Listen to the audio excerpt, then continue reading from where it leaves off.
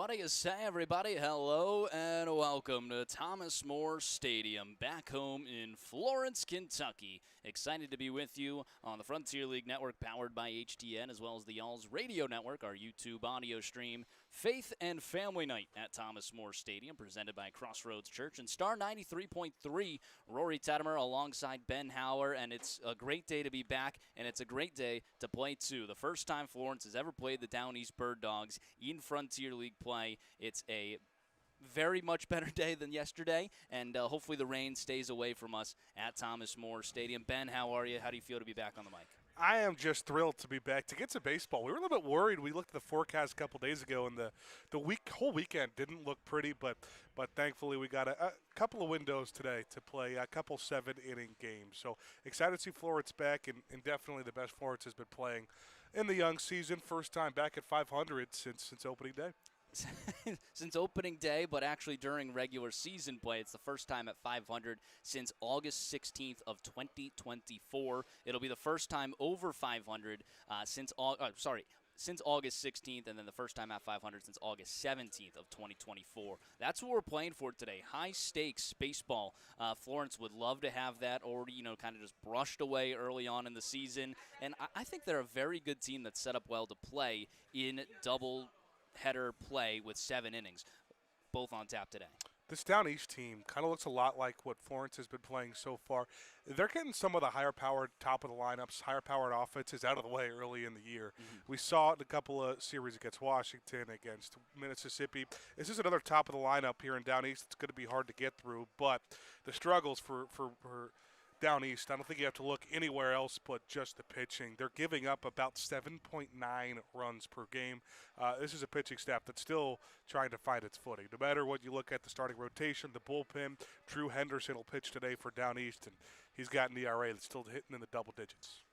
Yeah, I'm excited to see, a brand new team. It's a team that we have not seen before. Obviously, they just started last year. It's their first year in the Frontier League. So now in their second year, trying to get a little bit more of that grasp on professional play. Down East, 4-8 entering today. Florence on the flip side, 6-6. Right-handed pitcher Zach Westcott toes the rubber for the Y'alls. That's a veteran presence for Florence. I know he likes pitching in doubleheader games, being able to usually go those 7 innings that you need and not even having to worry about the bullpen. And then it's Drew Henderson for the Down East Bird Dogs, enters 0-1 with a 10-plus ERA. That's a guy that's just not gone off to the right start. Florence hopefully to take advantage of that going in here. Like you said, it's been a great offense for Florence, and hopefully they keep it going. We know they like hitting at Thomas More Stadium. Oh, we do. And that last 6-game homestand really, I think, gave everybody just some confidence in how good this Florence offense really could be. I'll tell you another thing I really like about this series for the Y'alls. There's one lefty. Starting rotation, bullpen, a whole pitching staff for Down East. None of the bullpen. And, you look at the top of the lineup, and you want to get guys like Schoenfeld, Zeisler, Bobo going. That's some great news. Yeah, no, I think that is exactly something that Florence will love to see, because Washington did try to do a little bit of that lefty-lefty battle once he got to the top of the order. Let's take a look at the lineups for both ball clubs. First, for the away team, Down East Bird Dogs. In center field will be Steven DiTomaso. Batting second, the left fielder Jacob Corson. In the 3 slot, the designated hitter Lyle Miller-Green. Batting cleanup, the first baseman Christian Adams. In the 5 slot, the right fielder Colby Backus. Batting 6th, the third baseman Yeniel LeBoy. Batting 7th, the shortstop Kalai Harrison. In the 8 slot, doing the catching, Tyler Blom. And rounding out the second baseman, Trey Law. Again, on the mound for Down East will be Drew Henderson. Florence on the flip side, going with a lineup that we've opponent, but if you're looking at Down East, it's a team that didn't do well last year. They're off to a 4-8 start. That might be a good spot for Florence to turn around some of their seasons. It certainly is. And again, there's spots in the lineup where you can look at it and say, hey, this is where they have some potential. I don't see it yet in the pitching staff, so that's where the offensive stats will really look to boost. Look, I think that the Florence bullpen's been a bright surprise the last few games, especially down at Washington. But you had to use it a lot in that Washington series. Villalobos only able to go a few innings in his start on Tuesday. So I think having the day off yesterday and now only having to play 7-inning games is something else that'll really help Florence. Yeah, you've seen a lot of Aiden McAvoy and Max Whitesell. Haven't seen as much from the rest of the crew. Carter Hines, you've seen the one appearance. It was back on that Tuesday against Washington.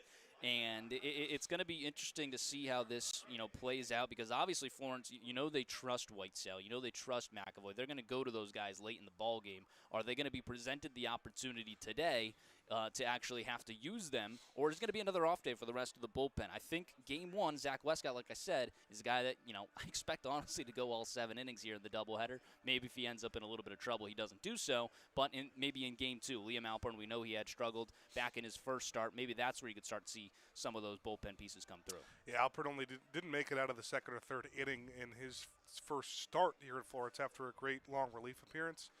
But Westcott, he went 5 innings. If you want to say only 5 innings in his last start, well, that was the game he got suspended due to rain. So only had the opportunity to go 5 innings. So, I wouldn't be too surprised to see him go all 7. And still looking for his best stuff. He's been pretty good, sub-5 ERA, but I think there's just a couple of pitches in each of his first 2 starts that I think if you ask him, he'd want back. Yeah, no, it was 2 home runs. He's allowed in both starts. He's allowed a home run in each start, and those have really been the only runs against him so far, both, one against Evansville, one against Washington there. It's going to be interesting to see because like I said, I expect him to go all 7. He is a guy that, a veteran that's able to do so. We saw it at least twice last year.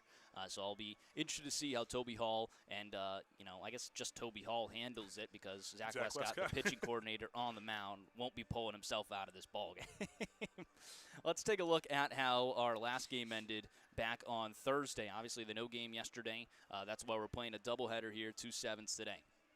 Florence in a rubber match against Washington, a game that was a true pitcher's duel between Isaac Milburn and Maddox Long for Washington. They both were phenomenal. Isaac Milburn just faced a little bit of trouble from his own side. Another 6-walk game for Milburn, but he was able to walk a tightrope. 5 innings of shutout baseball, picked up 5 Ks as well, and, we were able to hand it to that bullpen. Whitesell for 2 shutout innings, didn't allow a hit, picking up 4 Ks, and then 2 shutout innings for the save for Aiden McAvoy.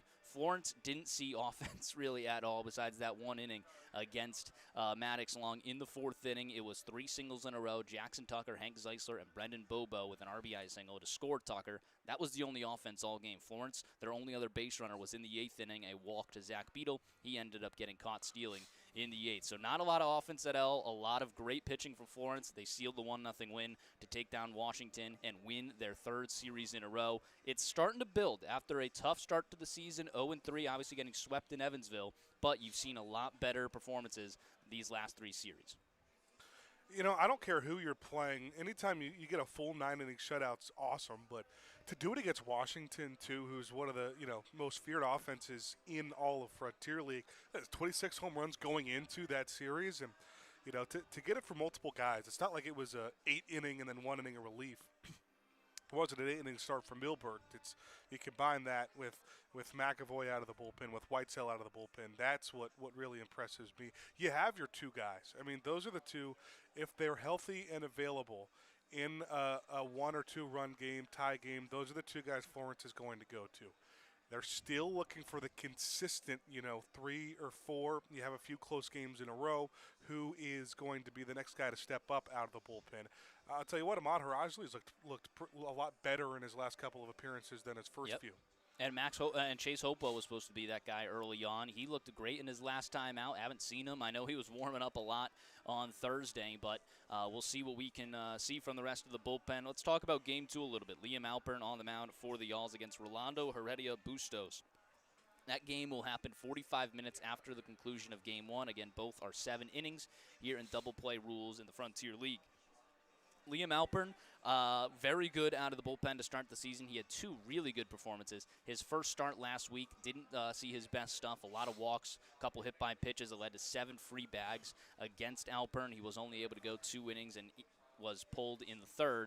Florence was still able to win that ball game, which was the good piece of that. So hopefully it was just first-time jitters out there, his first professional start, and he's able to come back today. On the other side, it's Rolando Heredia Bustos, who hasn't done much. I would also say hasn't had the best start to the season, but from when you're looking at it, 0-0 with a 5.4 ERA, that's kind of average. That's average of what Florence has seen, and you can never take a pitcher for granted. We are reading the starting lineups here at Thomas More Stadium. We'll pause on the 50 West Brewing pregame show, and we'll get ready for our national anthem and first pitch. Coming up, don't go anywhere. More Florence Y'all's Baseball on the Frontier League Network, powered by HTN.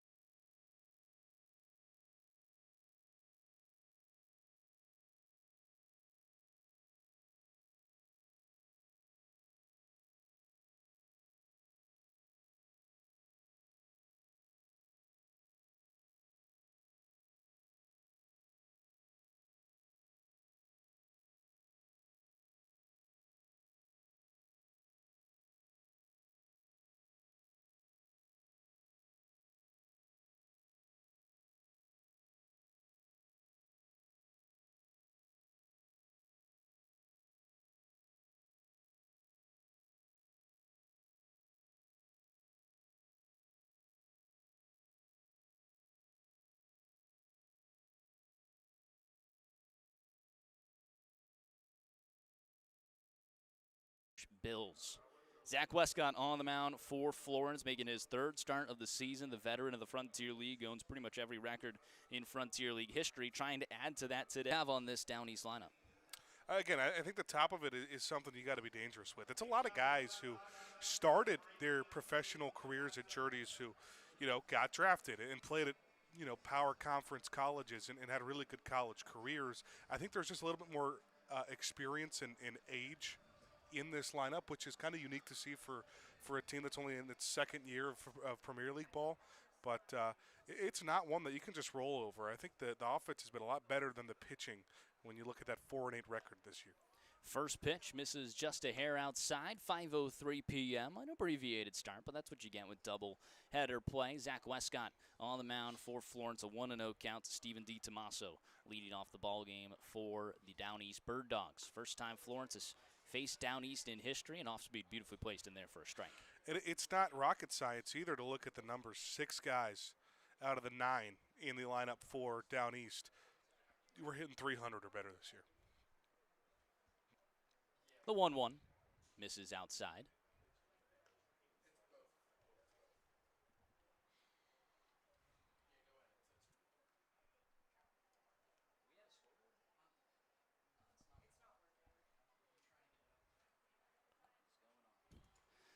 The 2-1 pitch, off speed, misses outside again, just by a hair for Westcott. Goes to that curveball. Now 3 times in the at-bat? Yeah, that's 3. Florence fans know where they're going to get out of Westcott. You're not going to see him blow a fastball by many hitters. You're going to see the curveball, a lot of breaking stuff. Fastball curve changes the arsenal. There's a fastball down at the bottom of the zone. And when he does throw the fastball, it's always located very well. It's very intentional at the knees, on the outside part. Able to keep batters, off balance. Full count. Nobody out. Nobody on. Ground ball, one hopper over to Broussard. Fields it at the head. Long throw on to first is in time. A 5-3 put away to open up this ball game. Let's take a look at the defense for Florence. Marcus Brodell back out in left field. He had 2 games off, actually, against Washington. In center field, Jackson Tucker, and right field, Brendan Bobo. In the infield, you just saw Broussard at the hot corner. Dylan Baker over at short. Tyler Schoenfeld at second. Hank Zeisel, the captain, at first. Kyle Harbison making the start at catcher. Brings up the lefty, Jacob Corson. Off speed misses outside. See a lot of balls at play for Westcott, too. I mean, he definitely, for someone who doesn't throw a fastball very hard, has the ability to strike you out, but you don't see it a ton. Yeah, he picked up 4 Ks in his first start of the season against Evansville. Then that next time through, only 1 strikeout through 5 innings. Still, efficient. Just wasn't getting all the swing and miss stuff. And I guess that's probably common. Second time seeing the same pitcher. You know what he's expecting, especially someone like Westcott. That one's flied out towards center field. Barely having to move is Jackson Tucker. Now coming in. Makes the grab for out number 2. Curveball heavy very early for Westcott so far. Started both of the first 2 hitters off with it.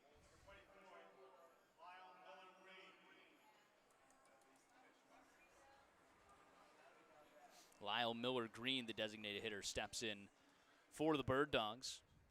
That is an interesting font on the 4 for Miller Green. Calling time immediately at the plate. I do like these Bird Dogs jerseys. Yeah, 24. You know what? One of my first travel ball teams was the Westfield Wizards. We were orange and navy, so this is just eerily similar. Feels like home? Feels like home. Feels like Western Massachusetts here in Florence, Kentucky. First pitch to Green. Swing and a miss down to a knee on the curveball. Out in front of it. 69 miles per hour there. Miller Green hitting .319 to open up the season. 9 RBIs, 3 home runs. A little bit of power from that 3 spot for down east. Swing and a miss. Fastball at the top of the zone. Yeah, when you wrap the lineup around, start with Trey Law. He's got a limited sample size so far. But when you go 9, 1, 2, 3, 4, 5, all 6 of those guys hitting 300 on the Wow. Miller Green with 3 home runs. That is the team high for down east. A couple of people right behind him at 2. Fastball misses upstairs. Miller Green thought he was going to chase. Ends up holding off. You guys are listening to Florence Y'all's Baseball on the Frontier League Network, powered by HTN, as well as the Florence Y'all's Radio Network. 2 away with the bases empty in the opening frame here of the first game of the doubleheader. 1-2. Line drive over the glove of Schoenfeld into right center field. Bobo's going to pick it up before the wall, holding Miller Green to just a single. It's a good piece of defense there from Brendan Bobo. Both starts for Evansville, or against Evansville, and then against Evansville again for Westcott. It was 2 out, 2 strike singles, and then a home run on the next pitch. That he's just got to be careful. Brings up another lefty in Christian Adams. It was literally just back-to-back pitches against Evansville the most recent time. Adams at .356, fouls that one away down the third base side of the concourse. Right now, not as many fans in the ballpark. I think we're expecting a lot more maybe for game 2 or to trickle in. Obviously, if you bought a ticket for today, you didn't buy it for a 5 o'clock start. You bought it for that 6:36. Just so happens with the off day yesterday, the postponed game being replayed today. That one's fouled back, 0-2. We do have a 5 o'clock start, and I'm here for it. 5 o'clock start, I don't mind it at all. Saw a 7:05 start on a travel day. Florence, at least I wasn't back into my apartment until 3:55 in the morning. Ugh, that's rough. I know a few other people, had some long drives. So at least got in at like 3 a.m. Runner takes off, rolling lead, pitch called, strike 3, bottom of the zone, dotted up on the fastball. First K of the day for Westcott. He strands a runner on first. Florence getting their first crack when we return to the Frontier League Network, powered by HTN.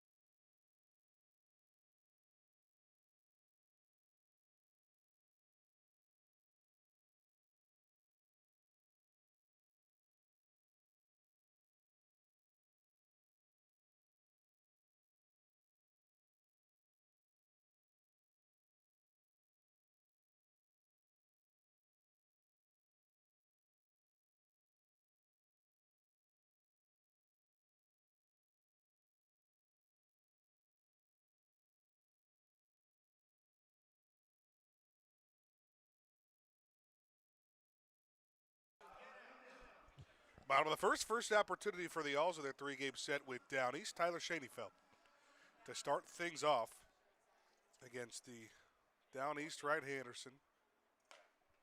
Drew Henderson. Again, we talked about the ERA, over 10 this year. Still trying to find his footing. He is working quick, too. Fastball right at the top of the zone, called strike. Schoenfeld leading off, Jackson Tucker right behind him. It's a new reinvented top two of the lineup. We go Schoenfeld, Tucker, Zeisler, all due up in this first inning. Out of the windup, almost buckles Schoenfeld, just left it alone though. It's a 3-1 count on the Florence second baseman. Second start back from a little bit of time off with that injury late in the last home game they played against Evansville. One hopper right to second base. Law picks it up, throws to first for out number one.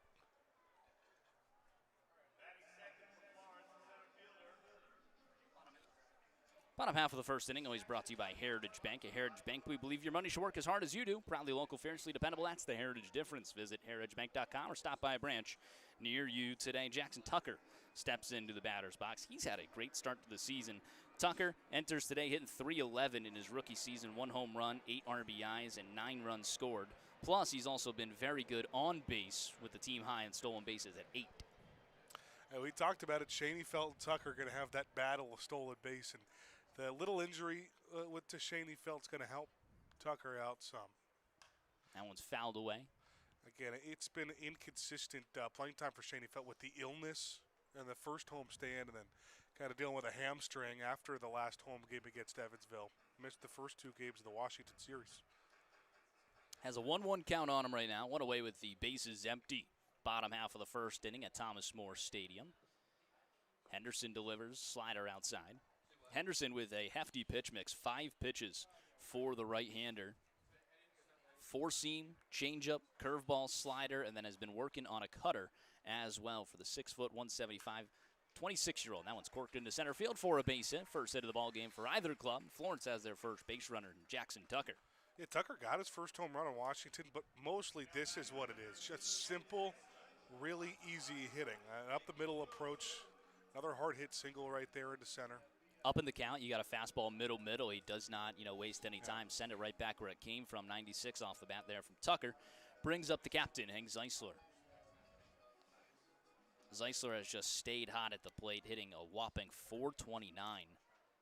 Now in the 13th game, he has been every bit as advertised. First pitch to him, swinging a miss. Now in front, little off speed there, 82. It's a little bit of everything from Zeisler. You know, some really easy hitting, mostly singles in the Washington series. Obviously started the season in the first home game of the year, a couple of home runs in his first 2 at-bats. Swing and a miss, another off speed there. Waiting to see when Tucker goes. And just the 3 home runs right now. Well, it feels like a while without a Hank Zeisler home run, but that's for most players, it's a normal the 2-in-1 time. game, yeah. Working first base side of the rubber from the stretch. Henderson delivers right side, through for a base hit. Hank Zeisler with his first hit of the day. He'll continue his hitting streak. Now a team high 7 games and his on-base streak to a team high 12 games. I should say just the only hitting streak and on-base streak we have now. Yeah. After a tough game on Thursday where only 4 people got on base total. Runners first and second for Brendan Bobo with 1 away. Yeah, Tucker, didn't have the chance to take second there. That does not mean, though, that he's not still a threat. He has stolen third a couple times already this year. First pitch, he skies out towards left field, dropping quickly. Corson comes in to make the grab. Throw goes over to second, but Tucker is in safely. Nice first step there from Corson as he's able to take Brendan Bobo away. It's a pretty good lead, or pretty good read, I should say, from Tucker on base. That one off the bat, I really thought that was going to die and drop in front of Corson and left. Kind of jam Bobo a little bit, fastball inside. And that's one where either way you can't afford to be wrong, because if that does drop, he's heading back to second. I mean, you're out of the force over at third. Keenan Taylor trying to get going at the plate, hitting below 500. We have a double steal. Throw goes down to third. Tucker trying to avoid the tag is not able to do so. And that will end the inning. Caught stealing. Jackson Tucker's 3rd time getting caught on the base paths this season. Scoreless through 1. We head to the top of the second when we return to the Frontier League Network powered by HTN.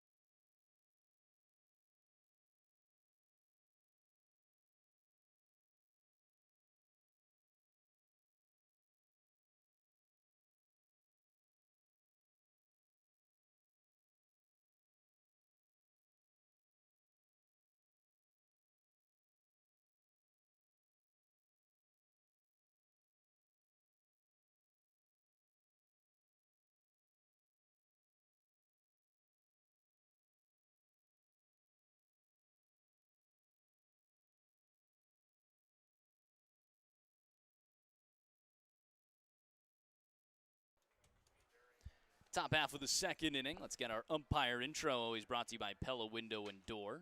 Pella Window and Door. Looking for a clearer view of every call? Trust Pella Window and Door, bringing you replay-worthy clarity and craftsmanship you can count on. Pella Window and Door, so good even the ump won't miss a thing. Umpires today, same as the series that we just saw.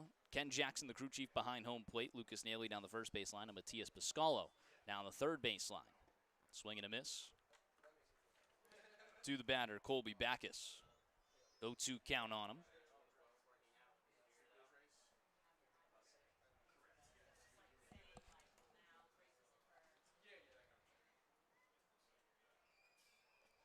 0-2 pitch slider misses away. Zach Westcott allowed a single in the first inning, picked up a strikeout to end it. And in the most Zach Westcott way possible. I don't think he went down in the count on the first 4 batters either.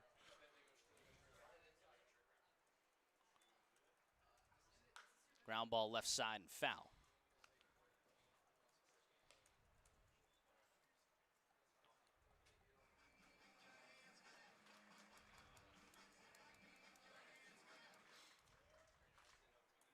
Apologies to those that wanted to watch HTN. It seems like some technical difficulties there. We're pleased to have you on the radio broadcast. Ground ball over towards the third baseman, Broussard. Throw on the first is in time. 5-3 on the put away. Nice play there from Broussard. Yeah. Kind of fielded that on the forehand, not traditionally in the middle of the body, but still able to handle an awkward throw. Just a professional third baseman. I think you've seen him get more and more comfortable there as the game goes on, but someone who came in not needing much more comfort over at the hot corner. He's made all different kind of plays here with Florence so far. First pitch to the lefty, Yaniel LeBoy is out in front of it. 0-1 count. Zach Westcott is going to that off-speed early against these hitters. Yeah. He started curveball or changeup pretty much every hitter so far in the first pitch. 0-1. Fastball misses away.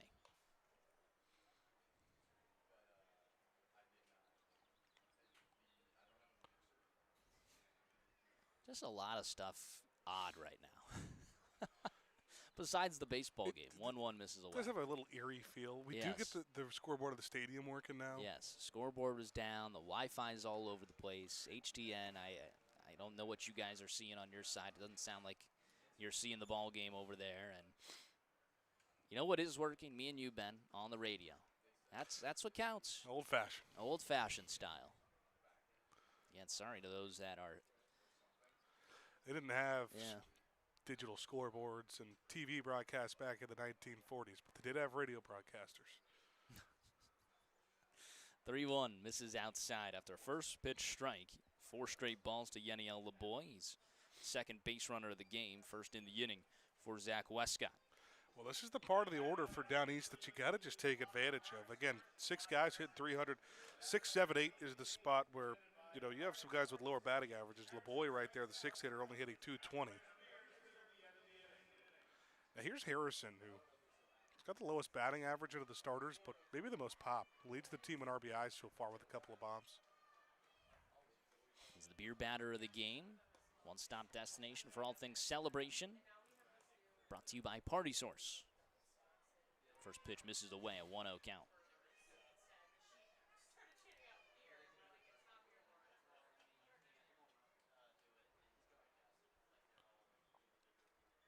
The 1-0 pitch in there for a strike. 82 miles per hour, 21.42 on the spin rate there from Westcott. Yaniel LeBoy, not a big lead over at first.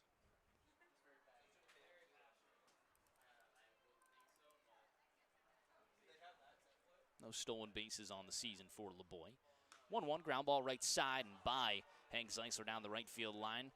Brendan Bobo is going to pick it up in the corner. LeBoy on his way to third. They're going to wave him around. Bobo can't field it. That's going to go all the way to the wall and will be extra bases. Double with an error. That scores the run. That should be a double with an error. So base hit. Second hit of the day for the Down East Bird Dogs, and they take a 1-0 lead with a runner on third. Well, we talk about all the time how tough the angle is down the right field line, how we don't have a great view on it, but Bobo looked like he couldn't find it at first. I think he kicked it all the way to the wall. I don't see how he would have been over there if he didn't touch it and have some sort of bobble with it. So I think double with an air is the right call there. Brought to you by Gregory Peterson. GP editing. Don't make that mistake with Gregory Peterson. Call him today. 513-512-0300. And, obviously can't expect much from Zeisler there. Just a hot rocket right at him. The 1-0 misses outside. So runner on third and one away. Not Evansville. It says Otters on the board. It is Down East on top 1-0. 1-0. Off speed in there for a strike. Even 1-1 count, Tyler Blom, the last of those three guys who were hitting sub 300. I mean, Trey Law's not your typical 9-hitter on deck. Blom just throws his bat out there, fouls one down the first base slide up and out of play. So Westcott ahead of this count once again.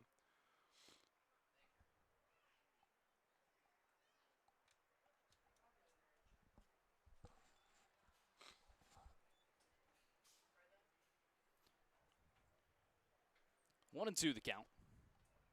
Runner on third and one away for Zach Westcott. Infield, little bit in. 1-2 pitch, ground ball right side over towards Schoenfeld. Throw is coming to the plate. Scooped up by Harbison. Tag applied. But in and out of the glove of Kyle Harbison. Could not hang on for the tag. That was a really good scoop.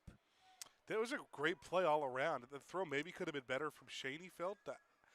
I'd have to see that again. I don't know where it went wrong. I don't know where Harbison lost the ball. That one misses downstairs. And again, you maybe could have had a better throw for Schoenfeld, but he was coming home all the way. Put it in a spot where Harbison could get it. Rather quiet at the ballpark right now, too, huh? 1-1, blooped out towards left field. In comes Brodell. Makes the grab for out number 2. Happens when you're playing a game when there's not supposed to be a game. But even with the crowd, yeah, it does feel a little. Yeah, it doesn't. It just seems like nobody's even talking. Just can't hear it, just. If you were just listening to the radio broadcast, I don't know if you'd think there's any fans. I think it's a 2020 game. Yeah. No, those are just plastic cutouts. Runner takes off. The off-speed misses downstairs. Harbison's not even going to try for it. Stolen base from Tyler Blom.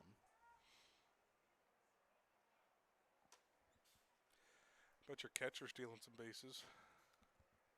Not something you see every day either.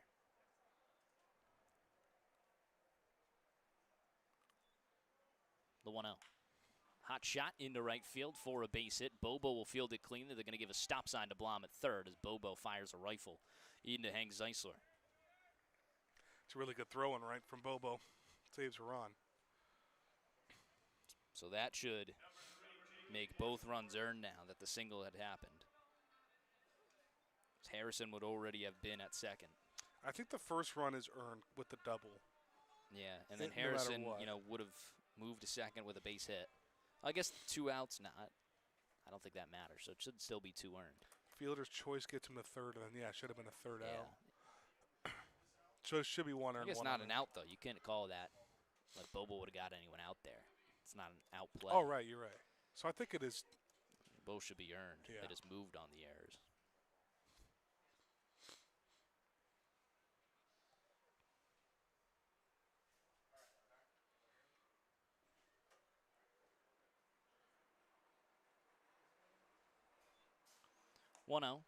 In there for a strike. Lefty Jacob Corson flat out to center field his last time up. He's the 7th batter of the inning for Down East. He's picked up 2 hits and 3 on the day against Westcott early. He allowed 3 hits in his opening start and then 4 hits his last time out. That one's in there for a strike.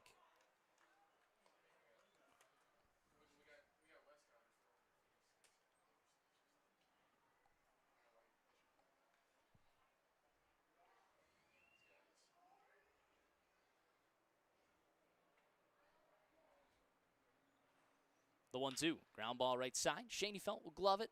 Throw goes on to first to end the inning. 2 runs come across for Down East when we return on the Frontier League Network powered by HTN. Florence trying to get them right back. Don't go anywhere.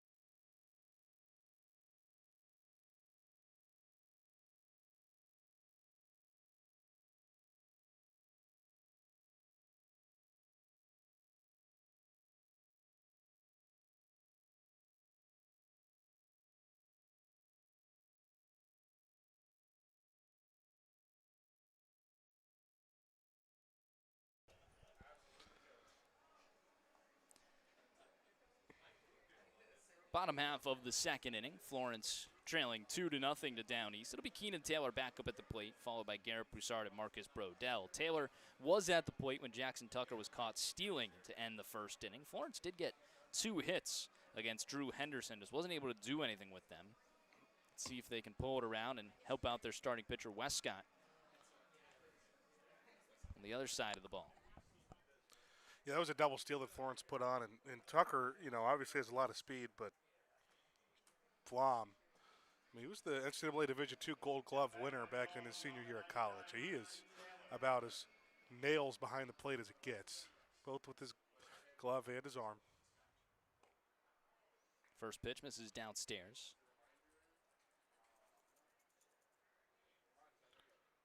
Keenan Taylor, a guy trying to get going at the plate. Did not start any of the 3 games in Washington. Gets the start here at home. 1-0 fouled straight back over our head. Did that surprise you at all? Severely. Definitely surprised me a lot. Keenan Taylor was the guy that Florence, brought in the offseason to replace the bat of TJ Reeves after he went to Banana Ball. And let alone from what you've seen offensively, just for him to not start definitely did surprise me. You figured he would have the leash to at least work on his tough start in the game. I guess Florence didn't want to risk it. The 1-2 misses upstairs. Well, opportunity for him here. You got to think it's maybe what they do similarly in the last doubleheader last weekend, where he gets to start betting 58 at Zaid next inning or next game, I should say. Strike 3, bottom of the zone. Taylor punched out. That'll bring up Garrett Broussard. I think we've seen a good amount of strikeouts looking from Keenan Taylor. He's got a tough strike zone. But I think at a certain point, you got to start swinging the bat. First pitch in there for a strike to Broussard. He's had a great start to the season. Broussard enters today hitting .308, 3 RBIs. And one misses way away on the slider. Picked up 9 runs as well. Tied for the team high in runs. We have 5 people tied for 9 runs on the team. And that is the team high. I think to do that, you have to be so balanced top to bottom in your lineup. 2-1 in there for a strike on a nice slider. That Broussard, who's been hitting 5th or 6th for the vast majority of the season, you got to have guys behind him, 7, 8, 9, driving him in. And that's what's happened. First base side of the rubber. Henderson winds the 2-2. Called. Strike 3. Dots up the outer half. Broussard just looking at the outer half there. I think on all 3 strikes. Brings up Marcus Brodell. Florence down looking for both outs in the inning.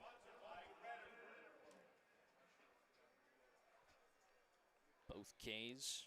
The first on Drew Henderson's day. Marcus Brodell sees the off-speed in there for a strike. Brodell did not start the final 2 games of that Washington series.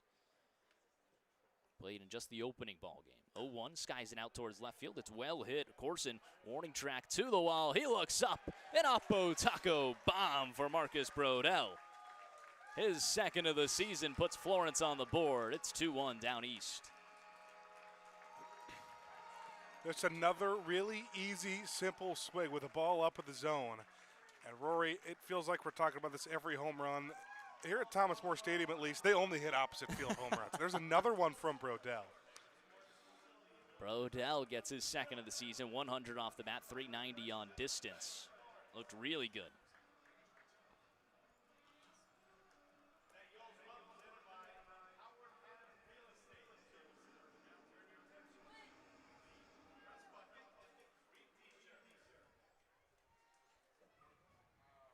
Brings up Kyle Harbison, the catcher on the day.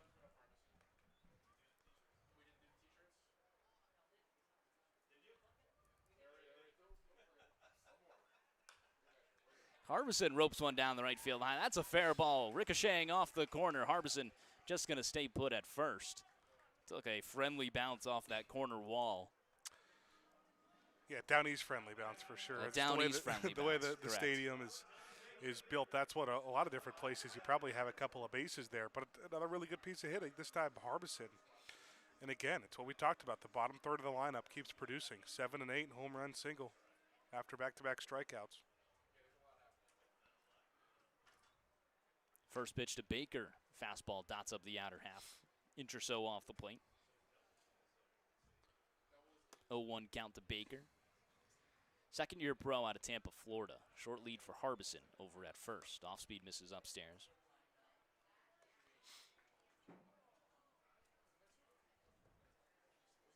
Corey asking if he could take Broussard for this game for the home run board mid-game. Now, there is a rule set you have to have before I even leave. It's in writing right it's now. It's in writing. It is. They should have got everybody to sign it, but. Yeah. Another off-speed misses upstairs. A 2-1 count to Baker. Runner on first and 2 away. 2-1 down east lead. Swing and a miss.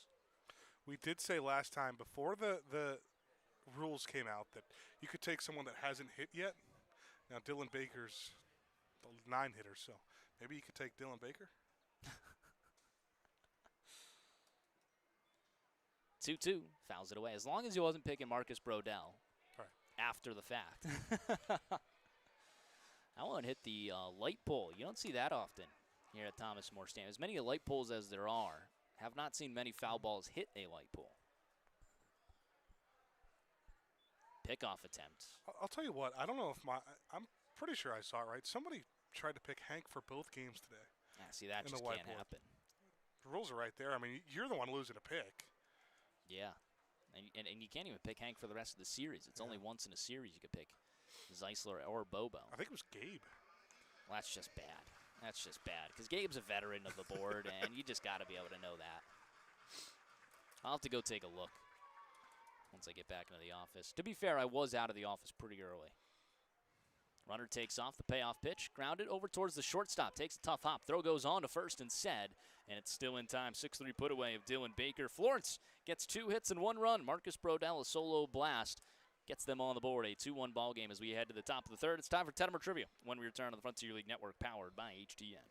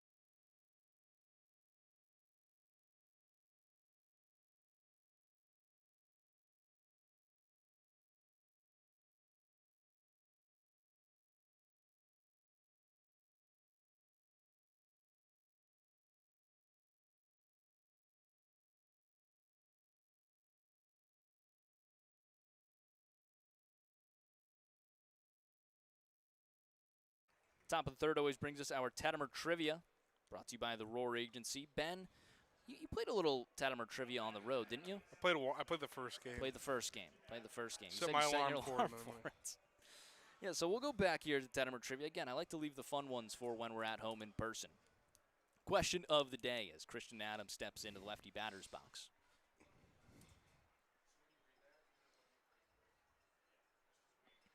First pitch, an off speed. Beautifully placed in there for a strike. My question of the day, who is the only pitcher since 1947, the integration, with an ERA below 2, 45-plus Ks, and no home runs allowed in the first 8 starts of his career? So again, the only pitcher since 1947 with an ERA below 2, 45-plus Ks, and no home runs allowed in the first 8 starts of his career. My hint, currently active. The 1-1. This is upstairs. No ALNL this time? No ALNL. You want to tell us the team he plays for? Currently active. They'll tell you His the first team he name? plays for, his age, his initials, Social Security. Currently active. 2-1 in there for a strike. Let me guess. It's Christopher Sanchez. Or No, first 8 starts of his career. So, I mean, Christopher Sanchez, beginning of his career, wasn't that type of guy. He is now. That's tough.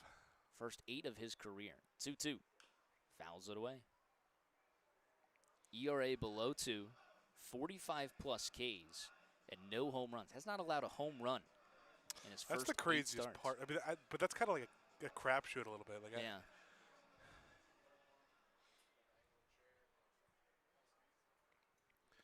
I guess it kind of tells me you're not a flamethrower, maybe. I don't know. 2-2. Popped up in the infield. First base side. Zeisler with an early call. Doesn't look like he has to move much. Does make the grab for out number 2. Brings up Colby Backus. Grounded out to third his last time up.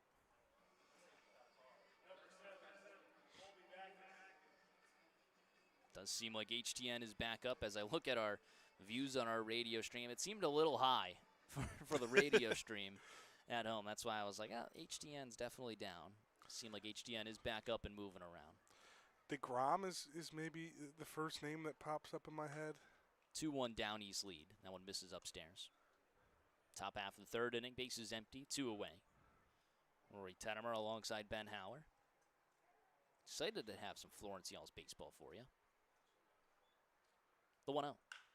Popped up again into center field, out towards deep center field. In front of the wall, Jackson Tucker makes the grab to end the inning. A bunch of high fly balls in the ball game here for Westcott, but he works a 1-2-3 shutdown inning. You have until the second out of the bottom of the third to get your guesses in for Tettemer Trivia when we return on the Frontier League Network, powered by HTN.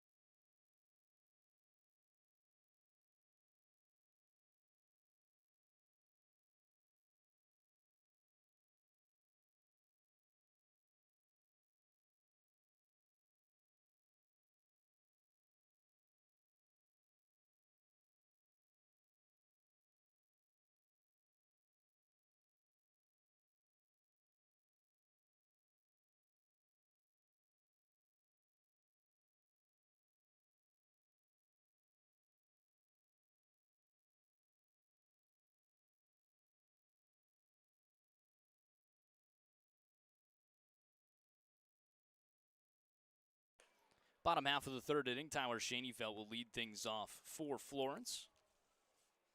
1-2-3, due up for the Y'alls. Schoenfeld, Tucker, Zeisler. Florence trailing 2-1 in the bottom half of the third. We are playing Tettemer Trivia in the inning.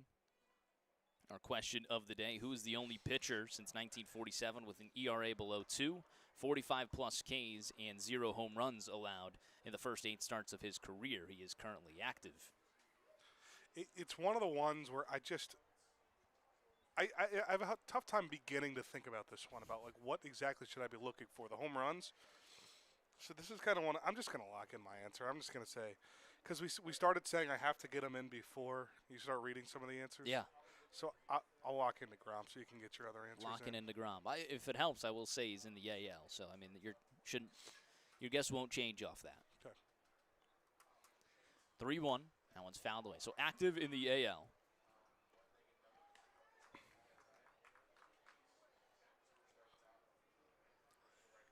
People right now really just guessing, the cream of the crop, I would say. Yeah. Payoff pitch fouled away. I mean, this very well could be someone that, hasn't necessarily had a Hall of Fame career. Would you say DeGrom's a Hall of Famer? No, I didn't mean it like that. He's definitely not a Hall of Famer. Payoff pitch misses outside. Shaneyfelt works a leadoff walk for Florence. First time having the leadoff runner aboard today. He's got a figure of speech. Florence has had 2 hits in both innings. Have just put across the 1 run from Marcus Brodell, his second homer of the season. Brings up Jackson Tucker, a nice seeing eye single his first time around.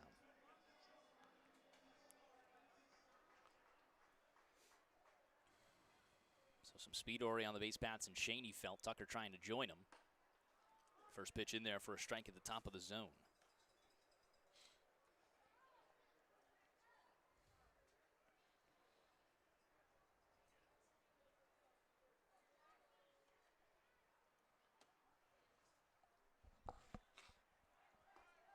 Runner takes off, throw down. It's off of Shaneyfelt and actually stuck with him during the slide. It didn't bounce anywhere. It kind of stuck right on his leg. Yeah, Downey's got pretty fortunate that way. I mean, that ball's got an ability to get away, and Shaneyfelt gets third.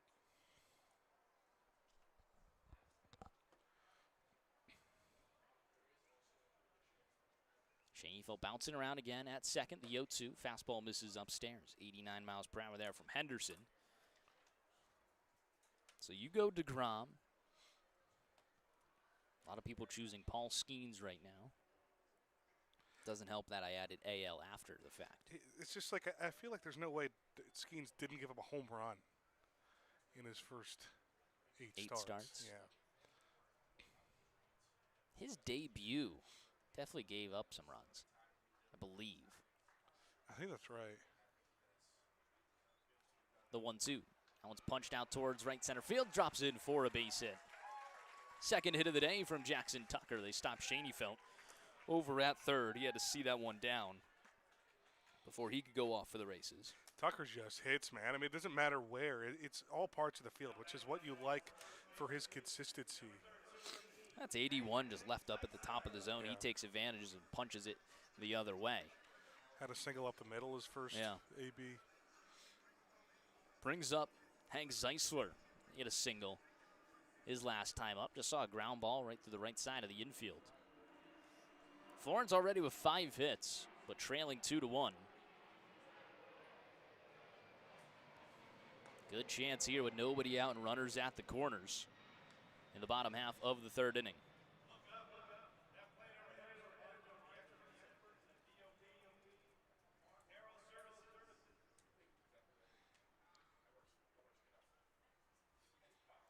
Oh, 1 fouls it away off the leg. 0-2.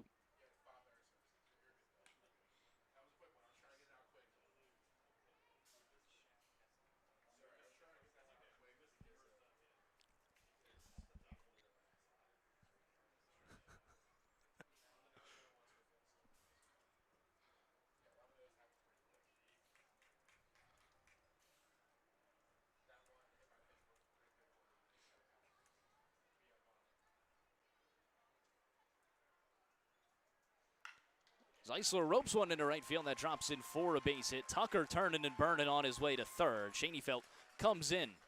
Tie ball game off the bat of Hank Zeisler. The captain gets the job done. It's 2-2 here in the bottom of the 3rd.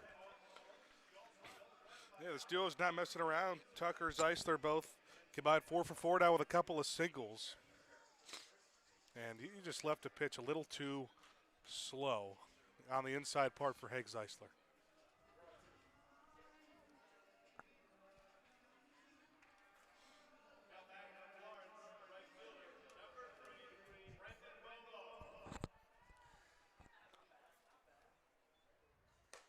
First pitch misses outside to Brendan Bobo. 1-0 count to him. Runners again at the corner. Still nobody out. Florence has picked up 2 hits in the inning, plus the walk from Schoenfeld to tie this game at 2. Skies that one high out towards center field. I assume deep enough for Tucker, even though it's shallow left center. Tucker is tagging. Throw comes in right to second base. Florence takes a 3-2 lead. A sacrifice fly from Brendan Bobo. Y'all's out in front for the first time on the day. I'm surprised we didn't see a throw from Corson. It's actually kind of a mature play if you understand that you don't have a chance there.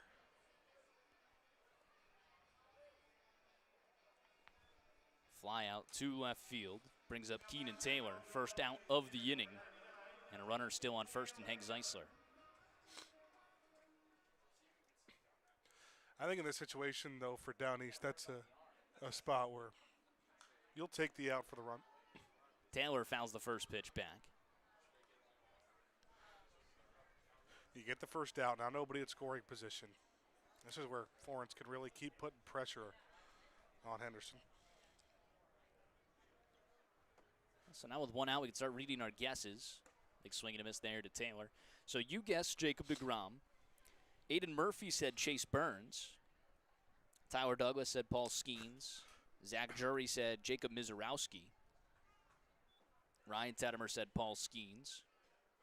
Let's go to our Twitter, see if anyone chimed in on Twitter. Doesn't look like anyone did. Well, I was at Chase Burns' second start in Boston against the Red Sox, and he gave up it was like 8 or 9 runs in the first inning. I think he went 1 2/3, and there were definitely 3 or 4 home runs in there. So I know the Burns answer is not correct. I saw it with my own eyes. Saw it with your own eyes. 0-2 misses outside. And that's all we got right now. So Skeens, Mizorowski, Burns, and deGrom. So I have the only possible one because it's AL. Yeah. Rich Tettemer, no guess right now, working PA, the public address announcer team, as Taylor ropes that one out towards left field, but it's hanging up for the left fielder. Corson comes in on it, makes the grab into the tan leather mitt, out number 2. Did sound good off the bat from Taylor.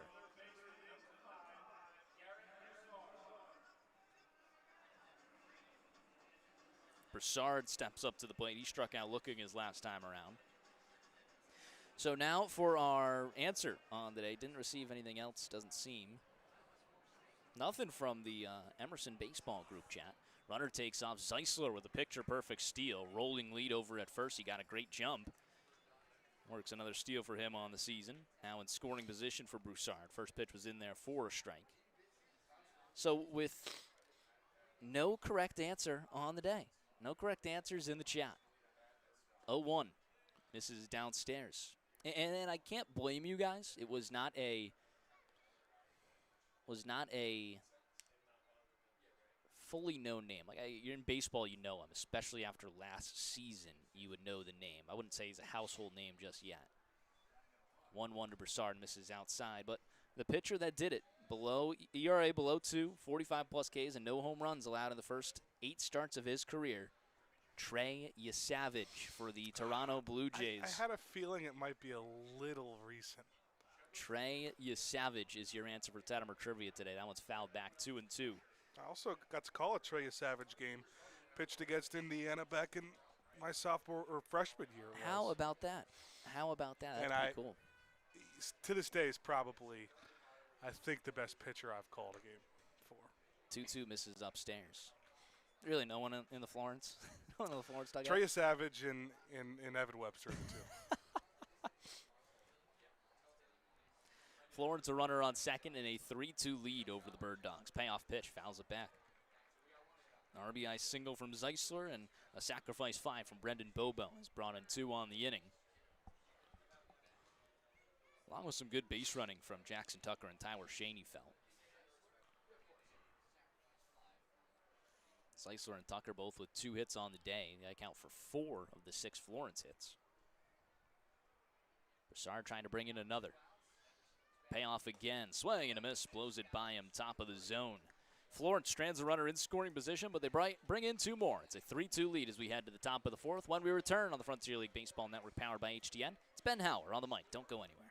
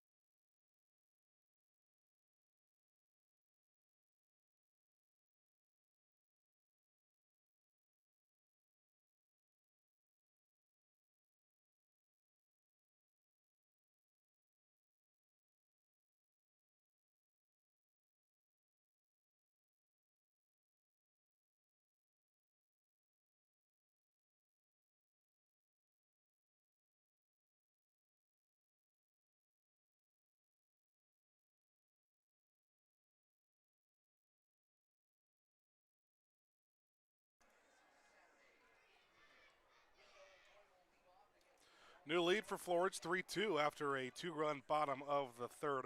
Also coming off of Zach Westcott's best inning in the top of the 3rd. Went 1-2-3 to the toughest part of the Down East lineup, 3-4-5. Here's Yaniel LeBoy, the 6-hitter for the Bird Dogs. First pitch, change up off the plate for the Down East third baseman. This was the piece of the order that did hurt him a little bit. LeBoy walked his first time up with 1 out. That kind of started the rally for Down East. Watches a strike go by in that outer corner. Another curveball. This time lands in the zone. So LeBoy started off 1-1. He had a 1-out walk, then came around on the double with an error from Kalai Harrison, who stands on deck. Westcott goes back with a changeup, misses inside. And pretty rarely puts LeBoy ahead of the count now, 2-1. Westcott has not been down to the count much in this game. He has given up 3 base hits, though. Comes back fastball, fouled off of LeBoy's own foot. Yeah, he saw a first pitch strike, and then the rest were just balls outside. So LeBoy didn't see much down the plate from Westcott. You also had that weird fielder's choice that brought a run in that Harbison couldn't handle behind the plate on a throw that probably should have gotten the runner. So Westcott had to work around a lot in the second inning, but settled in the 3rd. Trying to record the first out here near the top of the 4th. 3-2 Florence lead.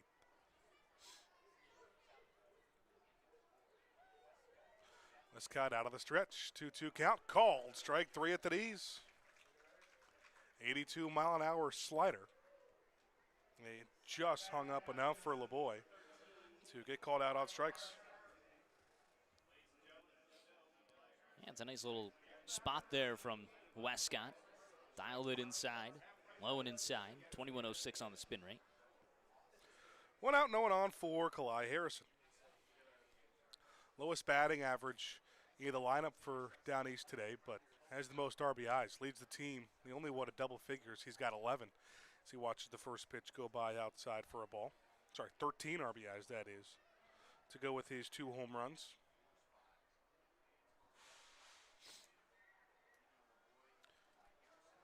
He had the first RBI for the Bird Dogs. Westcott misses inside after missing out. So 2-0, pitches to both directions.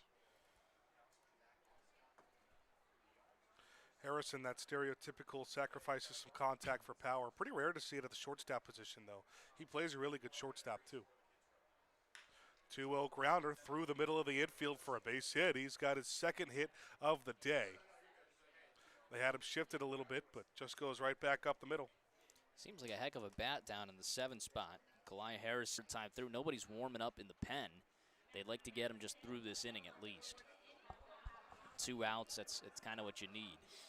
He needs just 1 out to do so. Like I said, 2 outs. Only 2 strikeouts of the day for Westcott. A lot of his outs have been loud, but that's what you typically get with Westcott. There's some smiles and laughs in the huddle right now. Toby Hall, first baseman Hank Zeisler.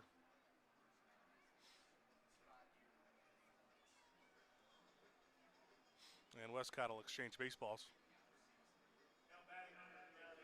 Huge opportunity for Jacob Corson, who is 0 for 2 today. Try to give Down East the lead back. They struck first with 2 in the third. Florence got 1 back at the bottom of the third, then waited an inning till that was the bottom of the second rather, waited an inning till the bottom of the third to take the lead at 3-2. 1 here in the top of the fourth for the Bird Dogs. 2 on, 2 out. First pitch to Corson. He's a curveball outside. It feels like Westcott has started every single batter off so far with a curveball. It's got to be over 50%. I know it's not actually every hitter. Got Corson to fly out to center his first time up, then a ground ball to second last time. Goes back off speed, throws it in the dirt. Now 2-0 on Corson.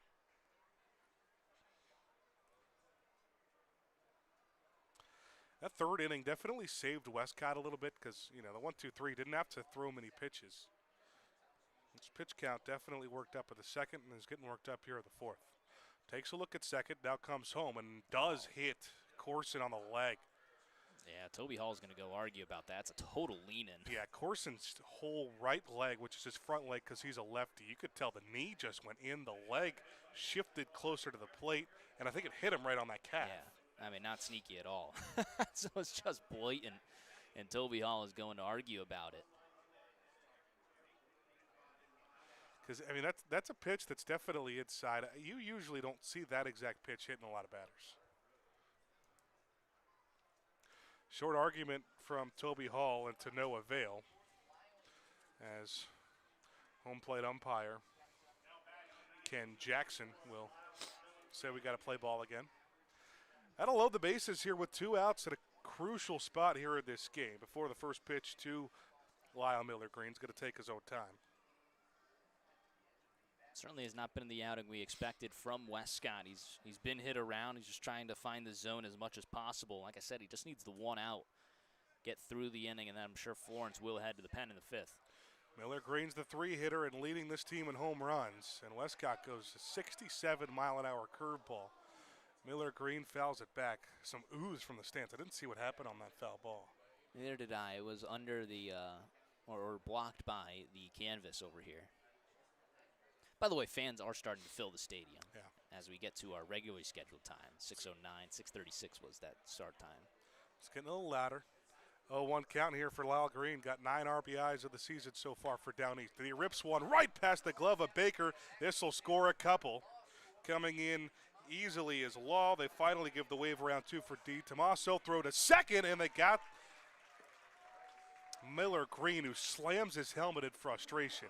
The 2 runs do come in first before the tag out over at second. So Down East has taken the lead here at the top of the 4th. But a nice defensive play to get Florence out of it. It's now 5-3, Bird Dogs, as we head to the bottom of the 4th. Florence with more work cut out for them right here on the Frontier League Network, powered by HTM.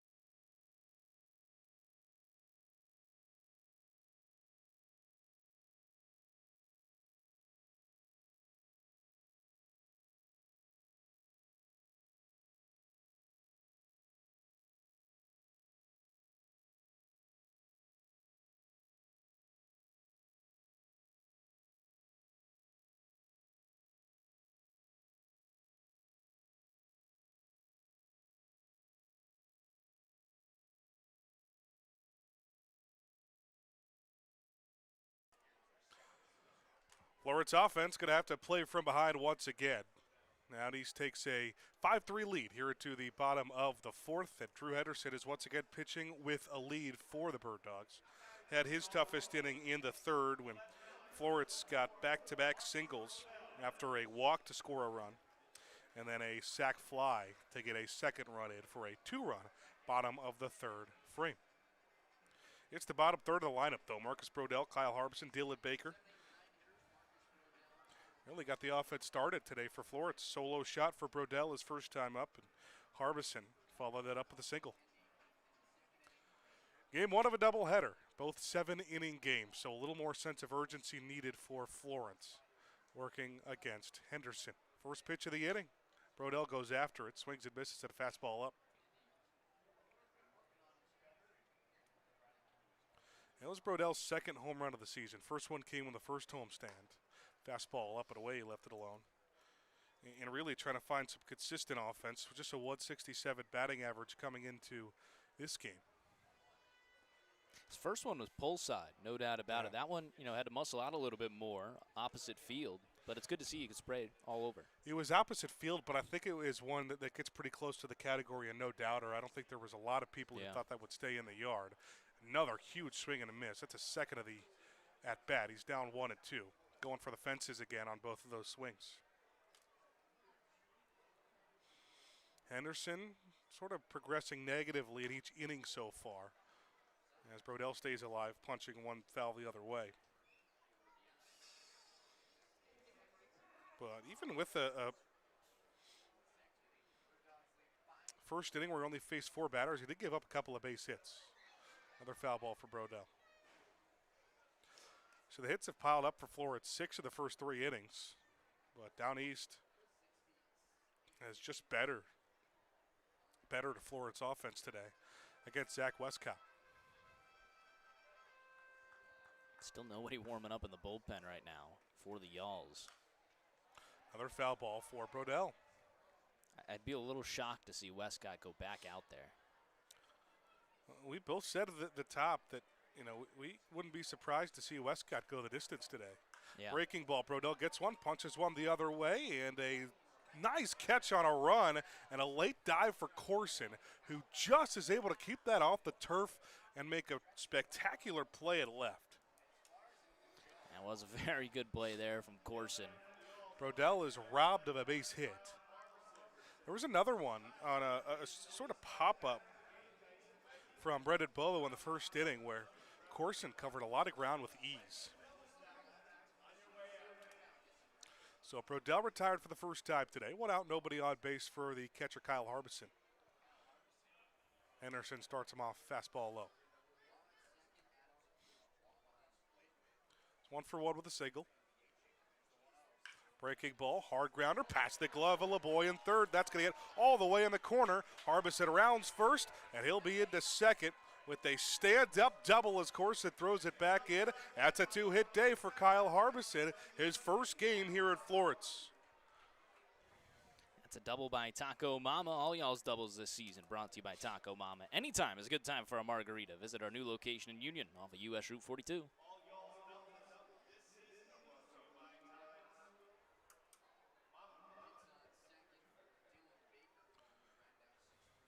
So how about Harbison, who's off to a 4-for-7 start in his first 7 ABs with Florence. Now what at scoring position, Florence tries to tie things up or get one back. Now down by 2, 5-3. First pitch at the top of the zone to Dylan Baker. Grounded out to short, back into second. The Miami of Ohio graduate. Fastball way up at his head for ball 2. You really have not seen Henderson lose command really at any point today. He had the leadoff walk to Shaney felt last inning. That's it. Hasn't hit it better yet. That's the only walk.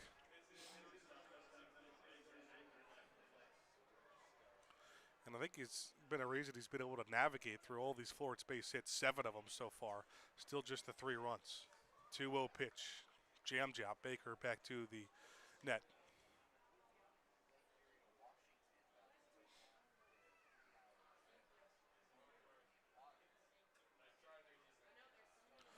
Florence experimenting some things with Blomquist over the last series against Washington, but Baker mainstay at shortstop. Pops one up opposite way. It won't leave the infield. Law will jog under it and make the play in outfield grass for out number 2. That'll keep Harbison put at second base as well.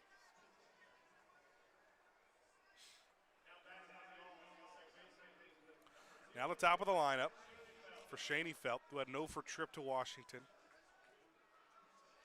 0 for 1 today with that walk we just mentioned. That led off the third, eventually came around to score on the Hank Zeisler RBI single. Down by 2's got Harbison at second with 2 outs. Strike right at the top of the zone on a fastball. Upper 80s for Henderson today, but you mentioned on the other end, Westcott's fastball velocity has been down a little bit.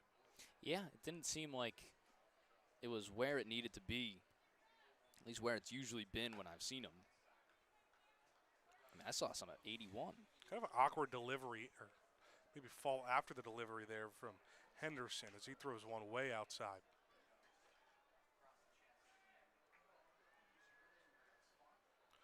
1-1 here to Shaney. Got a breaking ball and popped it into foul territory. Third base side. LeBoy going over, and over his shoulder will make the play. Just sticks his glove past his stomach, looking up and over his body. Hauls it in for out number 3. So Florence gets the Kyle Harbison double, but a couple of nice defensive plays on the left side of the field for Down East. Gets Henderson out of the 4th. Down East takes a lead to the 5th. Frontier League Network, powered by HTN.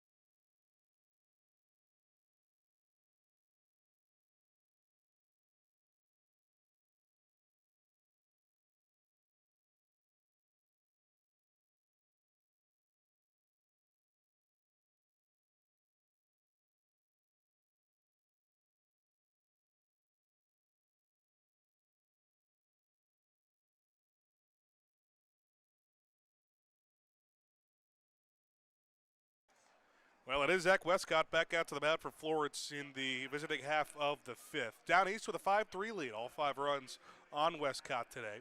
They've tagged him for 7 base hits as well. It's Westcott's worst start of his start to the 2026 campaign. And he'll have a tough part of the lineup. 2-3-4 for Down East, top of the 5th. First pitch, foul back from, that's 4-5-6. We'll go middle third. Christian Adams, the cleanup hitter, who's 0 for 2 with the strikeout and a pop up to first. And Adams had an interesting college career. Everywhere he went, he just mashed. He started at Indiana State River College and just kept working his way up all the way to Georgia. He'll foul one down the third base line, up and out of play, up near the suites. Westcott back ahead of the count now, 0-2.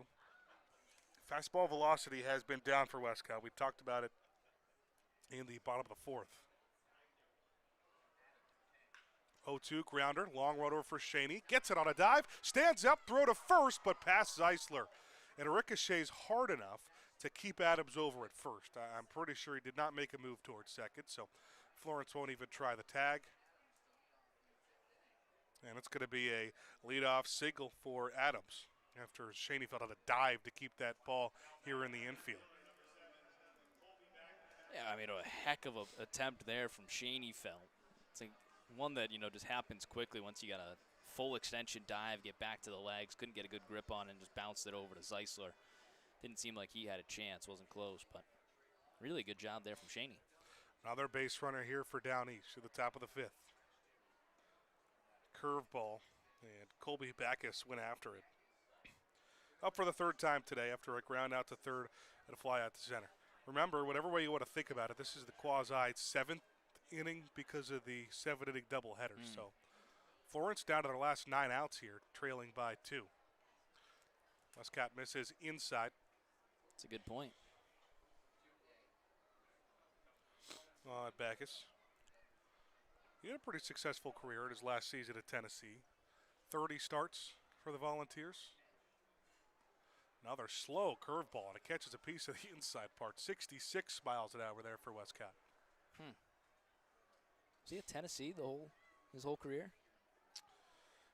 He did not start at Tennessee, no, but he was part of the national championship team back in 2024. Fastball off the end of the bat, right at Brodell. Couple of steps in, he'll grab it for the first out here in the 5th.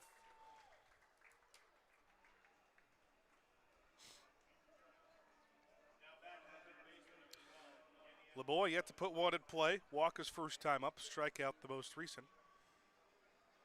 With Adams, who's not a great runner over at first base. And 1 out. Westcott takes a peek over at Adams. Now comes home with the first pitch. Goes fastball right there at 83 miles an hour as that one's fouled back. He's been sitting 81, 84. We usually see him up in the 87, 88 range. That 3 or 4 miles an hour, though, that's the consistent average is a pretty big difference. Fastball again, this time inside corner, so 0-2 here on the boy. A lot of guys drafted on this Down East team at one point in their career. LeBoy the highest, though. He was a 7th-round pick to the Athletics. Goes after a fastball outside, but punches it the opposite way for a base hit. In the left, Brodell picks it up and throws it back in. Station to station for Adams. Couple of singles in this inning, and Toby Hall back out to the mound for Florence. This might be it for their veteran righty, and he will make the move. Pitching change for Florence. New wing coming into the mound. We'll have more on him on the other end of this break at the top of the 5th. Zach Westcott's day's done. A couple runners on base. Frontier League Network powered by HTN.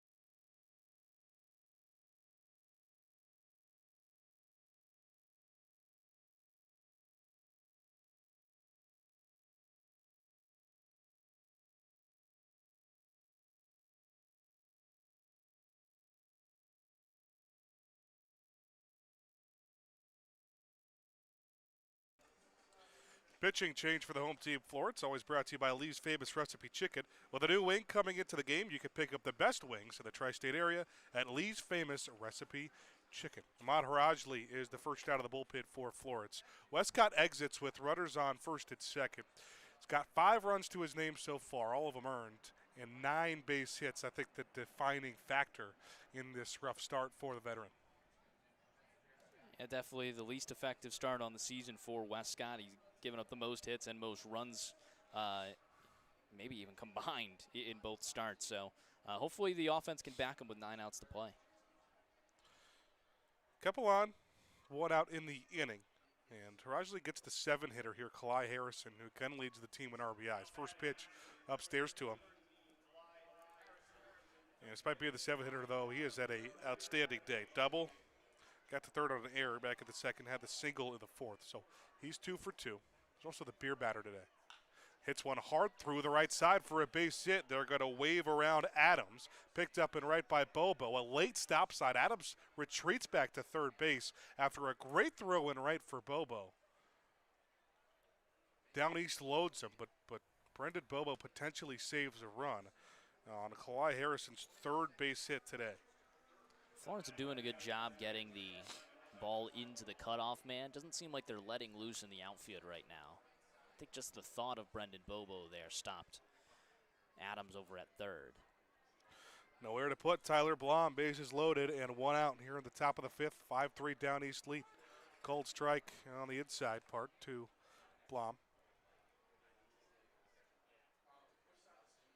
He's done a little bit of everything today. Still looking for his first base hit, though. Brought home a run when he reached on a fielder's choice. He's thrown out a runner. He's stolen a base. Into the dirt, and this bounces way too high for Harbison, and an easy jog home here for Adams. As down east gets another one. LeBoy up to third, Harrison is second. It's now 6-3 Bird Dogs here in the 5th. That's what Harbison should have had. You're not going to say a pass ball, but that's right in front of him, and just on a bad pick goes all the way to the backstop.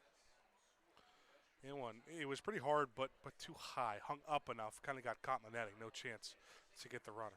So still 2 in scoring position, 2 after they move up, and down east now up by 3. Counts 1-1. Harajli comes back fastball at 91. Called strike. Here's where you get the difference. Yeah. Harajli sits 91-92. That's about a 7-8 mile an hour difference in fastballs from the starter to Florence's first reliever now. 1-2 pitch. This time Harbison does make a nice play to keep it in front. If I was Harajli, I'd throw predominant fastball here because it should look apples to oranges against the fastball from Westcott that they've kind of been seeing right now halfway through the game. He's even on Blom, 2-2. Infield in now for Florence. Kicks it, fires. And that one runs inside. Did it hit the bat? Did it hit him? The runner's going to come in. It either hit him or the bat. It had to, so there's no possibility where a run will score. Yeah, I mean, there's him or the bat. There's zero possibility a run should score here, unless the error just happened to make some sort of noise with the baseball. If you can't appeal it, that's just atrocious because that hit him or the bat, and you got to be able to see that. I mean, you're close enough to hear it. There's not, again, I'm struggling here to just find a possibility where this doesn't get overturned. And he'll have a chat with these infield umpires as well. One thing about these umpire crews that we've seen right now, they are really young. It's something I have not seen in Frontier League play. These guys are, I'm older than them. that's a problem. Because, you got to have some, I felt like you got to have some experience to be a professional umpire. And there's no way you have more experience when I'm older than you. Down east third base coach is going to probably argue. All you saw, I don't know if we have a replay on it or not, but that is just either a bat, end of the knob, or him. There was no way that ball was. Here's the tough part. You could say with absolute certainty that it hit one of the two. Mm-hmm. Which one is it, though? I think it was the bat. Florence will take either. It's better than a run scoring. It certainly is. As it stands right now, technically it's 7-3. Now with the demeanor of the Down East third base coach, I think he's pretty unhappy. It should show that the run will probably go back to third base. That was LeBoy who came around to score. And he is heated, too. And he's going to get thrown out.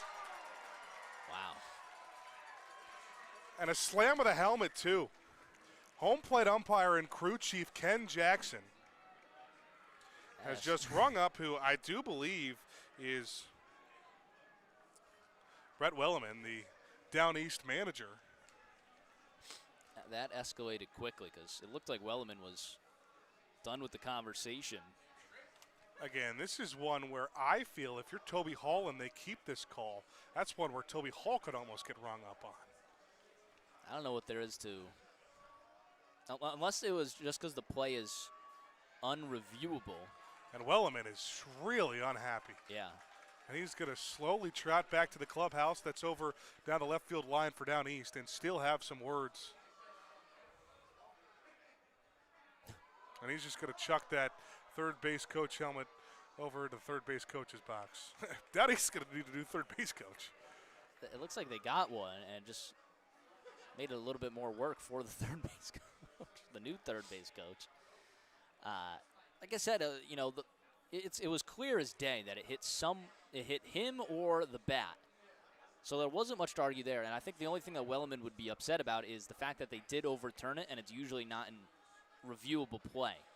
And it happens in the circumstance that, you know, it was blatant as anything could be that you had to overturn it. It was a slow escalation. They gave Welleman a lot of time to argue it. And again, in his defense, he does deserve an explanation, and I think that's what a lot of the beginning was. Harajli will get some warm-up pitches. We still don't know exactly what the call is. I think the batter's going to stay at the plate, so this is going to be a foul ball. Well, let's wait and see. We're not getting a count here. The batter's staying at the plate, so it has to be a strike. The count was 2-2, I believe, beforehand, so it stays 2-2. Pitch will come home, fouled back by Blom, who's got to go back into the middle of an at-bat after that. Ooh. Rory, I have now seen my first Frontier League ejection. Yeah, so you see how quickly it escalated. The 3-run lead, too, for Down East. That's the rarer part about this. This one grounded past the diving glove of Baker. It's short, and the run will come in. An extra one right behind him. Harrison scores right after LeBoy. Into first with a 2-run single after all the controversy is Tyler Blom. And Down East opens it up. They're up 5-8-3 here in the fifth. Yeah, that one's a tough one to swallow there. You've got him to 2 strikes, and you go back to the off-speed. Felt like you had to sit fastball with the change. You know, 82 looks like everything they've seen thus far today. 94 looks completely different. It does, but Blom just taking what he's given. Foul opposite way for Trey Law, the 9-hitter, 1 for 2. He had an RBI single back in the 4th inning. This one has certainly got off the rails. That was the one that tied it up. 8 runs for Down East now on 11 base hits on Florence pitching as Harajli misses inside this time. 1-1 count. Well, the bright spot is you get to save Whitesell and McAvoy, give them a little bit more of a rest. 1-1 pitch into left field. That's going to drop in for a base hit. Breaking ball. That Law punched the opposite way. His second hit of the day. Blom up to second. Down East has first at second as they keep this hit parade going. That's 4 straight singles. 6 have come to bat for Down East in the 5th. 5 of them have singled. The one out, the fly to left from Backus. And now you get to the top of the lineup for Steven DiTomaso. He'll take the first pitch and punch it foul towards the kid zone. Yeah, this is in dangerously close waters of Florence just not going to have enough time to come back to score 5 runs. They haven't scored 5 runs in an inning once this season. So it need to have some methodical pace, but the bullpen has to start locking it down. And if you're thinking, well, they got 5 innings to do so, it's not the case. 7-inning games, so just 3 more innings for Florence offensively as Harajli fires one at the dirt. DiTomaso's got himself a couple of singles today. Only a couple of guys in this Down East lineup without base hits. DiTomaso fouls one up behind home plate. Corson, no base hits, but he has reached on a hit by pitch. Backus has yet to single. Get a base hit, I should say. Those are the only two. The 2 at 5 hitters for the Bird Dogs. 1-2, Harajli ahead. First at second with 1 out. Kicks it, fires the 1-2. DiTomaso stays alive, fouling 1 off. Frontier League All-Star in Down East's first season here in the Frontier League, DiTomaso was also the Home Run Derby champ. Still yet to hit his first home run of the 26th season, though. 1-2 fastball misses up and away.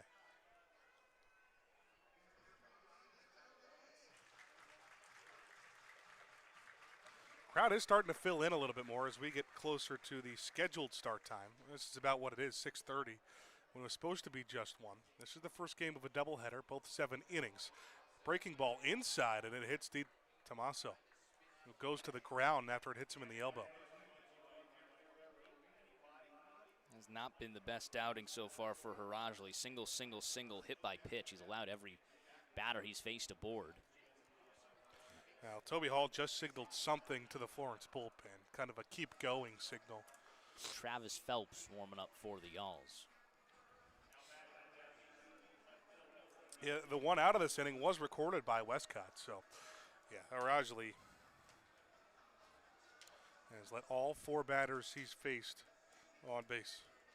And Jacob Corson's got a chance to get his first base hit. With the bases loaded, it's still just 1 gone to the 5th. 8-3 lead for the Bird Dogs.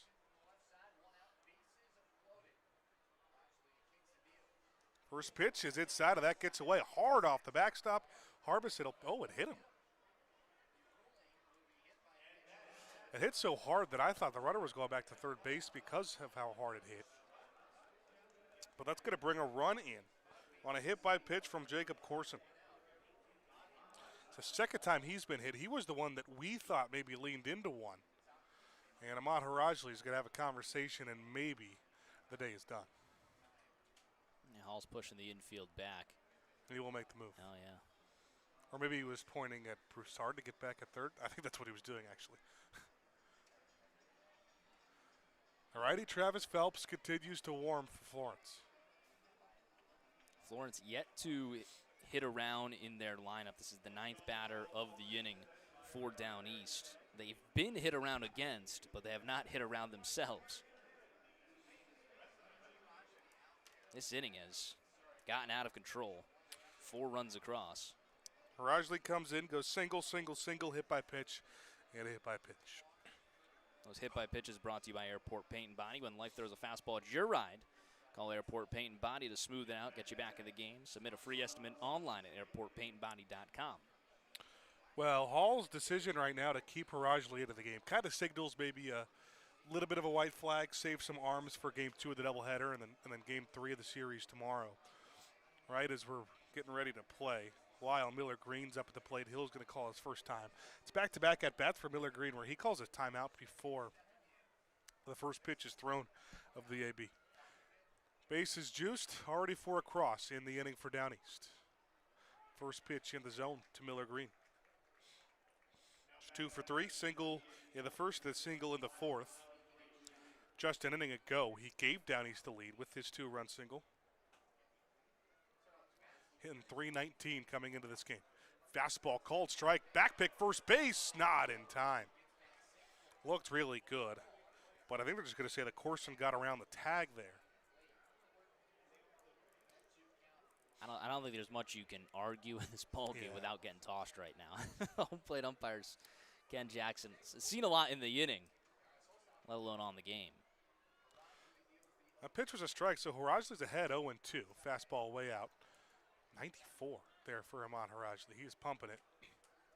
You know what's funny about all this, though, is so now 9 have come to the plate for Down East. They've scored 4. They got the bases loaded with 1 out. In this inning, though, their manager got ejected. Yeah. 1-2.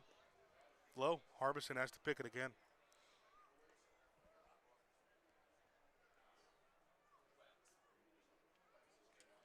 Florence will need 6 to stay into this game once we get to the bottom of the 5th, just 9 outs away. Game 1 of a doubleheader. with Liam Alpern climbing the hill for game 2 tonight. 2-2 swing and a miss. Huge strikeout for Harajli. That is the first out that he records. Just the third strikeout of the game for Florence pitching.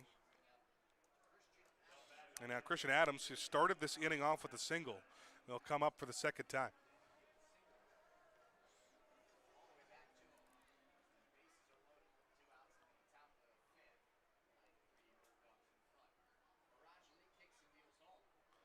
First pitch is low. Florence trailing by 6.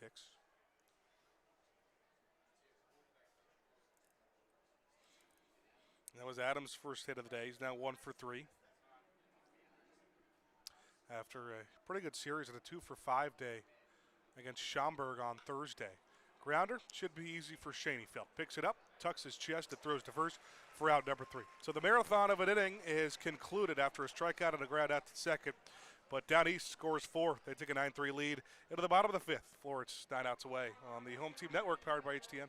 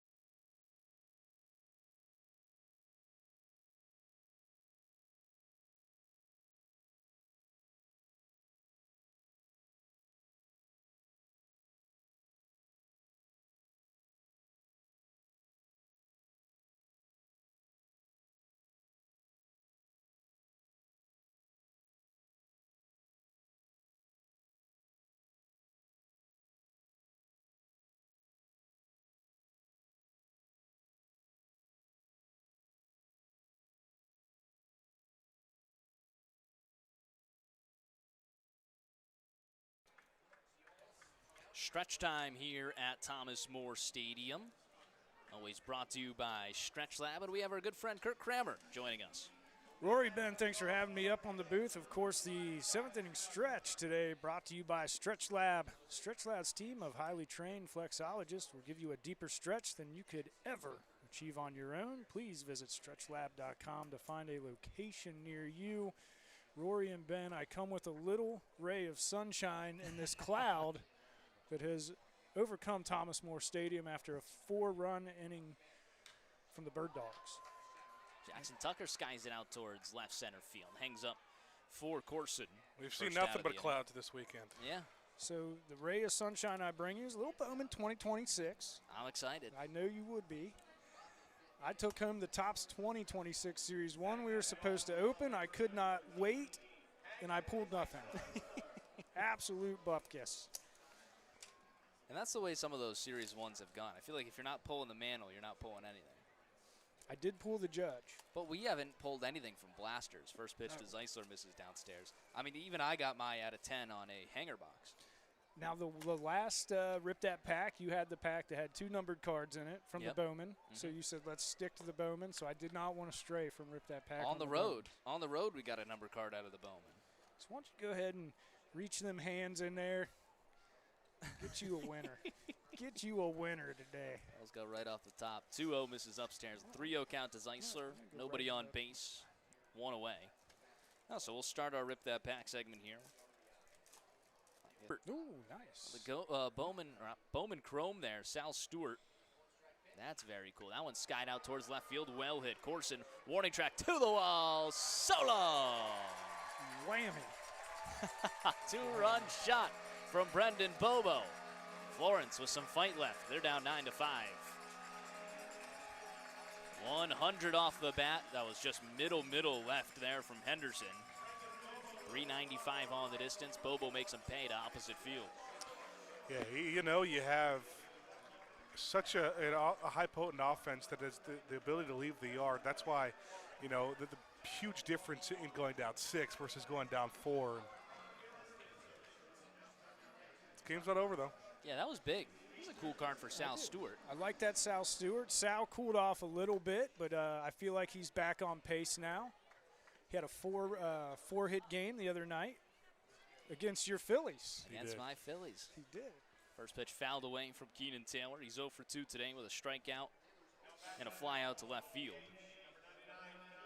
We have Coy James on the Bowman Chrome, and then we have our snakeskin card, Kendry Chorio. He's actually a big one to follow. Kendry Chorio for the Kansas City Royals. I have read some stuff on him. He's one of the hits. Feel the snakeskin. There's actually some ridge. I can see the texture on it. Yeah, they're very cool this year. 0-2 skies it out towards center field, hanging up for D. Tommaso, who's able to make the grab. Second out of the inning. So that is 2 blasters, 2 snakeskins from Mr. Tettemer. I think you need to get a numbered card to beat me here. I think so. Now, the next card up in your list may be one of the worst cards I've seen in the Bowman series so far. Man with just a jersey over a collared shirt, Sojin Moon. You're right, that is not the best. No. We get Jack Wheeler, Miguel Mendez, and David DeVillio. I think if I was in the Moon camp, I'd be petitioning Bowman for a retake. There's a hot shot into right field off the bat of Garrett Broussard, his first hit of the day. Of course, it's nothing compared to Keith Comstock's 89 Las Vegas All-Stars card, but still be asking for another picture. Brings up Marcus Brodell, a home run for him, his first time up. He's 1 for 2. 2 away, runner on first. Florence trailing 4 runs, 9-5. I will say this, though. Despite the terrible picture Keith Comstock received in the 89 Las Vegas All-Stars cut, his popularity is entirely due to that card. Every collector that's a collector knows who Keith Comstock is because of that card. If you don't know who that is and you're listening at home, get on the internet. Take a little surf. Check out Keith Comstock. You'll see it. I'm going to rip my pack now, Roy. I'm going to shut up and rip. 1-1 misses upstairs. Right-handed pitcher warming up for down east. Still Drew Henderson on the mound, who's trying to go 5 innings. First, I thought we maybe pulled back-to-back snakeskins, but just an illusion. You do have 3 chromes there. There's 3 chromes. Huh, Owen how about Casey. that? You might have a numbered one there on Carter Jensen. first one. Drew Gilbert. Starting off, there's James Wood. That's good. Rookie redemption card. Ooh. RC Rookie Redemption. If he won, Ime is not going to win Rookie of the Year, but if he did, that card would be worth something for sure. I think it might be anyway, just because it is a very known player.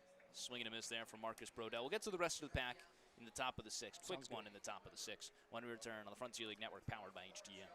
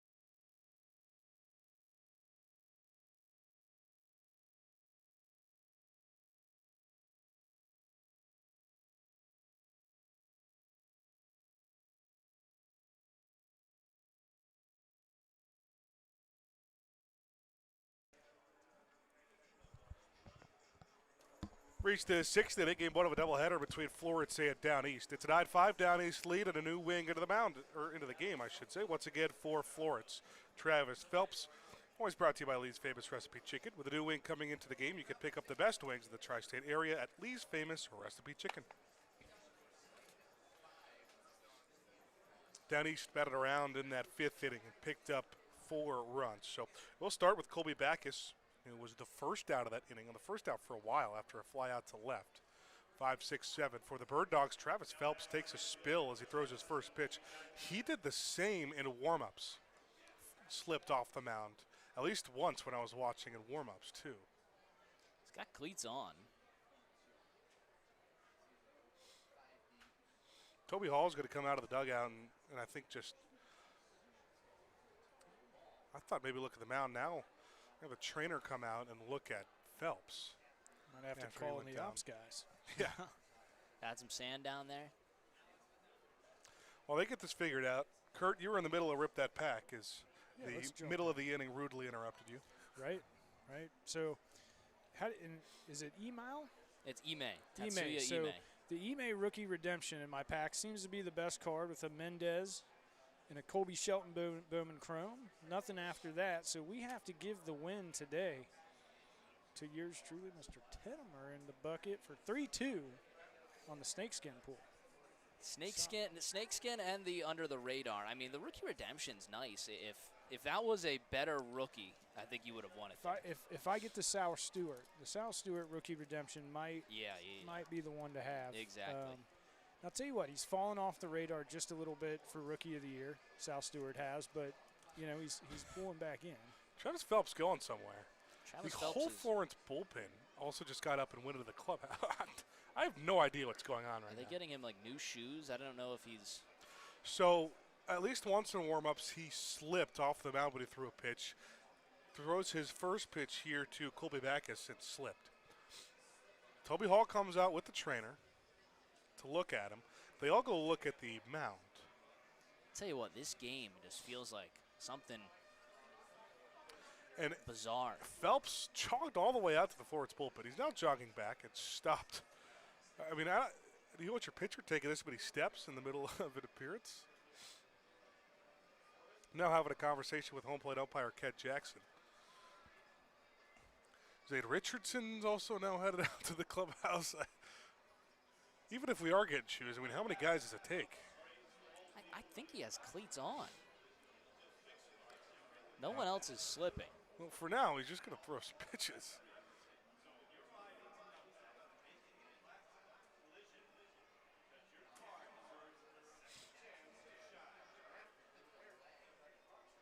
I'm looking from far away. It just, let me bring out the binoculars here. It seems like he has cleats on.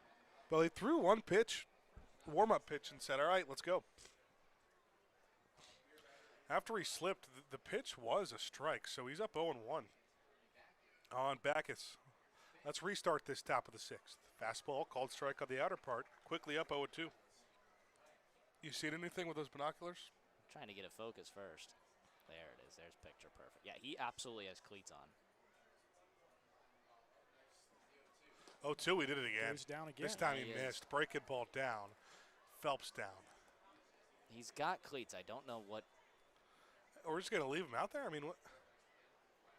He has to face Something's three. gotta- He has to face 3 batters. I mean, that's got to But something's got to change, right? The mound or the shoes, one of the two. That's 3 times if you include warm-ups. You got to think that's affecting every bit of his delivery right now, knowing in the back of his He mind threw he 2 could go down. strikes. But, I mean, yeah, it's not just when he falls, but you're right, Kurt, the subconscious of having to focus on not falling. I mean, it's pretty. Hall is now halfway down the third base. It's got to side. be like when I see the beer cart girl coming up the fairway as I'm about to hit my drive. I know they're there. You know they're there, and Yeah. it spooks you a little bit. I yeah. know there's a cold, tasty beer on the other end of that. It's a very good analogy there, Kurt, and that's why we bring you up there. 'cause I don't know if I'm. This is kind of just reading body language here, but Phelps is the one I think that wants to say, let's keep pitching. Yeah. Why are we waiting? Here's Corey Call. Corey Call, the stadium ops is out here. And he might try and figure out something. We're gonna try shoes first. Although, yeah, a couple more runs, Call might have to. Corey is talking to Harrison DeNicola as if there might be a need for some more sand or something on the mound. What do you think Call's got left in the tank? I don't know, man. 55, 60? Oh. I think he hit 60 when he was testing the pitch clock. New shoes here for Phelps. Half the Florence roster just went to the clubhouse to all go find them some new shoes. I mean, those are still cleats. They might be metal though. That might be a difference. I don't know if you're allowed to have metal cleats here. Is this a different pair? No, those are definitely metal. I can see the shimmer off of them. Stays up for the first warm-up pitch and gives the thumbs up. So we're in the middle of a 1-2 count too. The first time he slipped, he threw a strike. What if you're the hitter right now and all the time that's passed, and you also don't know if this guy's going to throw it anywhere near the plate if he falls? You're kind of scared yeah. too, I think. He goes fastball. Phelps has got some velo. No doubt. 1-2 on Backus. New cleats. Breaking ball. Misses low and out, but Phelps stays up this time. Even 2-2 count. It would definitely be Actually, in my mind. I do think it's 3-1. The scoreboard, both our scoreboard and the scoreboard had the first pitch be at a strike. I'm pretty sure it was up and out. So it's 3-1 now. Fastball called, strike, top of the zone, counts full.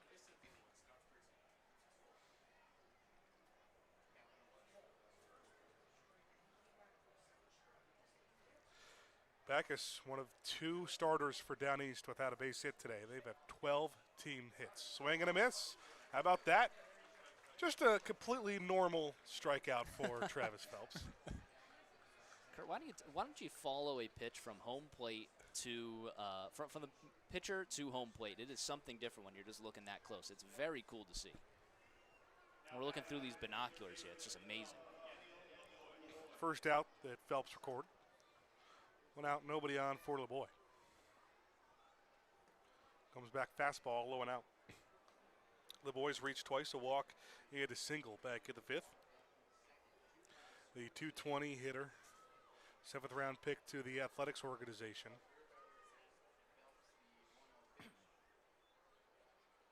One 1-0 fastball crushed over the head of Shaney. Felt drops in to right for a single. LeBoy jogs into first base as Bobo picks it up. 13th hit of the day for Down East. Kurt, you see anything with the binoculars? I'll tell you what, it looks like he's putting all that weight on that plant foot now. Seems confident with the delivery. Good. Change of shoes, you know. Was it not cool to see that type of angle? I'll tell you what, it reminds me of going to the game with my dad when I was a kid. He always had the binoculars. Wow. And then he always had them at the Bengals game. I don't know if it was so much for football, but he had them. 1 on, 1 out, called strike on the outside corner to Kalai Harrison. 3 for 3 day for Harrison. Double and a couple of singles. He's going to get that batting average up. It was just a 204 to start the day. Now, Rory, I used to have the binoculars that you were able to carry a drink in them. Really? Yeah, the top would unscrew, and you'd have a flask inside the binocular. I can't tell if this is another Kurt prank or if this is a real thing. This is real. These are real things. These exist. 1-1 count after a breaking ball low. Fastball high, chopper left side. Who will take it? On a tough hop, Baker can't grab it. Phelps will make sure that stays in front with Harbison. Tough play there. Couple of bad hops at an infield single for Harrison. A 4 for 4 day for Kalai. 2 on with 1 out. So tell us, why would that go down as a single and not an error from short? It's a tough range there, I guess. Yeah, a really tough hop, too, before Baker could get it. And even if he does get it, that's going to be a tough play over at first base with how high of a hop it was. Harrison's got a lot of speed. Right. Definitely an awkward throw coming off the hop. Yeah. First pitch is high, got a fastball and a blow. Scored 2 and a single back in the 5th. Hopping around over at second base. Now he comes home and he hits a batter. Another one for Airport Paint and Body.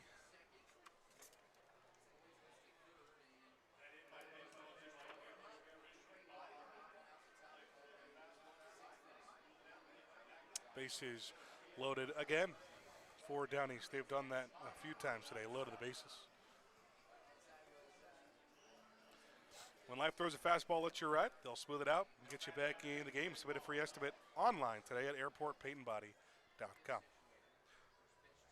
Nowhere to put Trey Law now. First pitch is low. Innings just spiraling out of control here for Florence pitching. It's been all multi-run innings for the Bird Dogs. A two-run inning, three-run inning, and a four-run inning.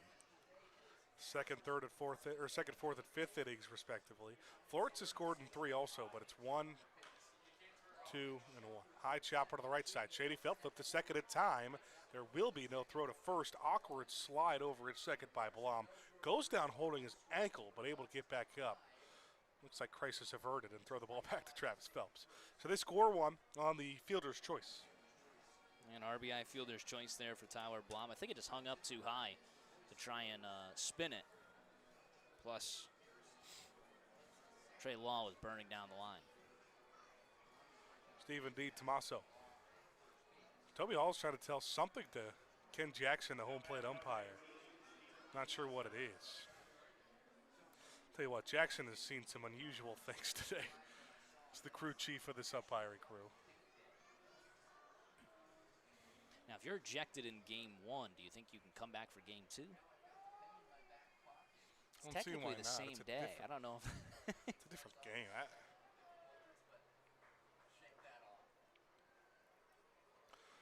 On the quarters with 2 outs. Runner takes off for second. Slow breaking ball, so no throw from Harbison. Pitched right down the middle of the plate for strike 1. Here to the top of the lineup, indeed, Tommaso. Law read Phelps like a book. I mean, that was a rolling lead for quite some time.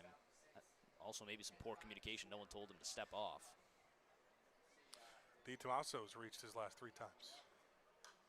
Fastball up, try to go and get it, fouled it off. Well, it's hard to pick out a good stat for the Florence lineup, or pitching staff, I beg your pardon. They've given up 14 hits. They've walked and hit a decent amount of batters. They also really haven't struck out many batters. Westcott had just 1. Harajli had 1, and now 1 here for Phelps. 0-2 count. Off the bat, off the turf, and then back off the bat for D. Tommaso. So stays alive with the 0-2.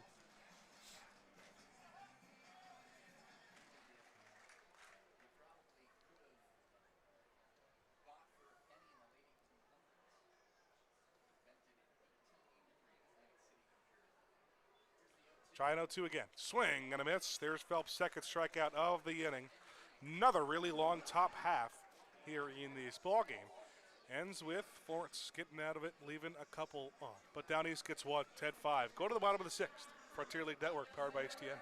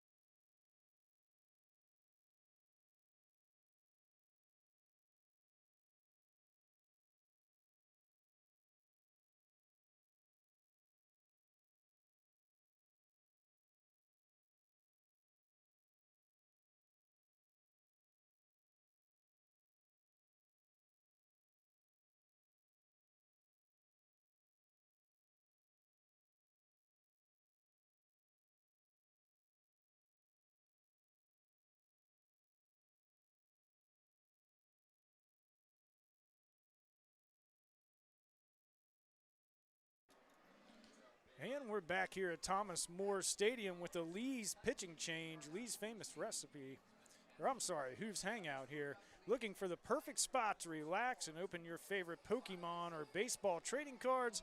Visit former Reds reliever J.J. Hoover at Hooves Hangout today, 405 Washington Street, Suite D, in good old Alexandria, Kentucky. Mr. Tettemer, we are back here at Thomas More. Jack Hagan, the new pitcher, and the first pitch to Kyle Harbison is lined into left field for a single. Florence put up 2 hits in almost every inning besides the 4th. That was Kyle Harbison's 3rd hit of the day. He has been on fire.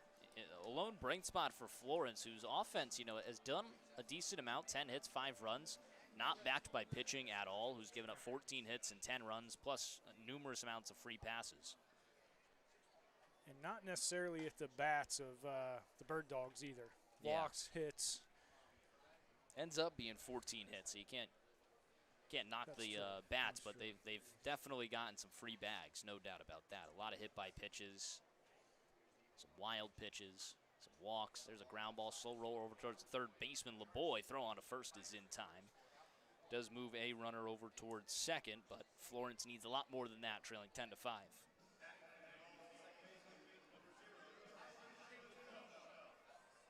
Ends up a 5-3 put away, brings up the top of the order Shaney Felt, who's 0 for 2 with a walk.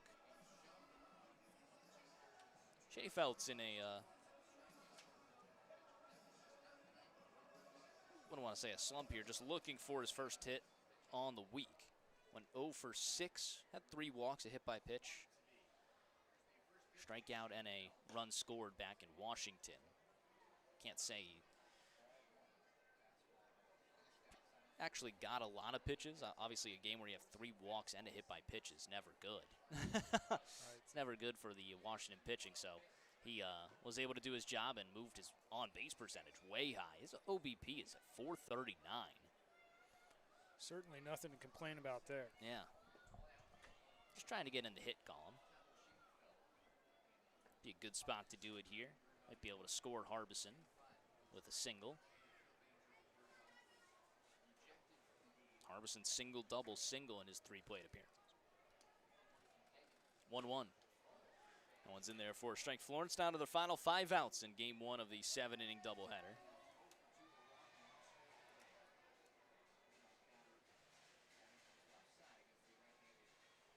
A 1-2 count to Shaney Felt.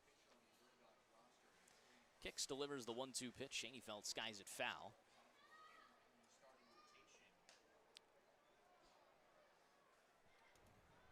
Nobody warming up in the pen for Florence. They might throw Travis Phelps out there for another inning of work.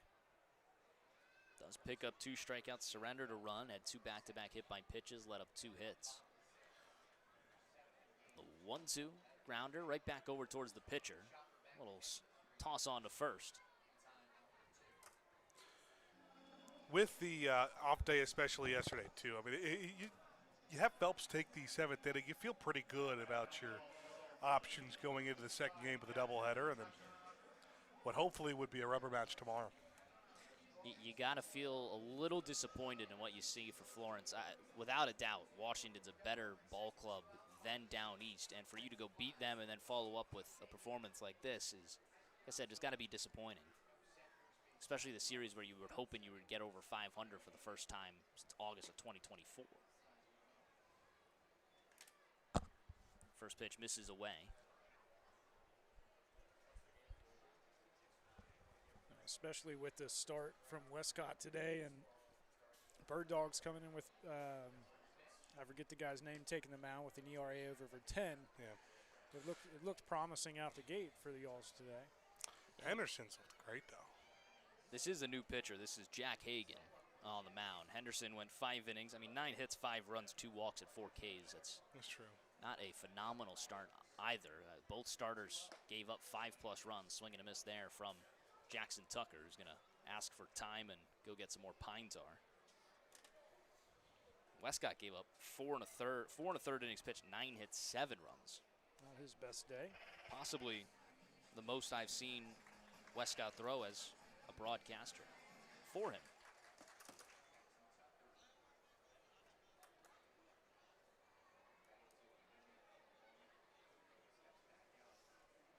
hadn't noticed anything like that last year. Very good season for Westcott with Florence. 2.03 ERA. 2-1.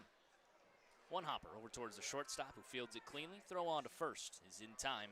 Florence gets a leadoff single, can't do anything with it. They're down to their final 3 outs. Trying to keep this a 10-5 ball game will be Phelps when we return on the Frontier League Network, powered by HDN.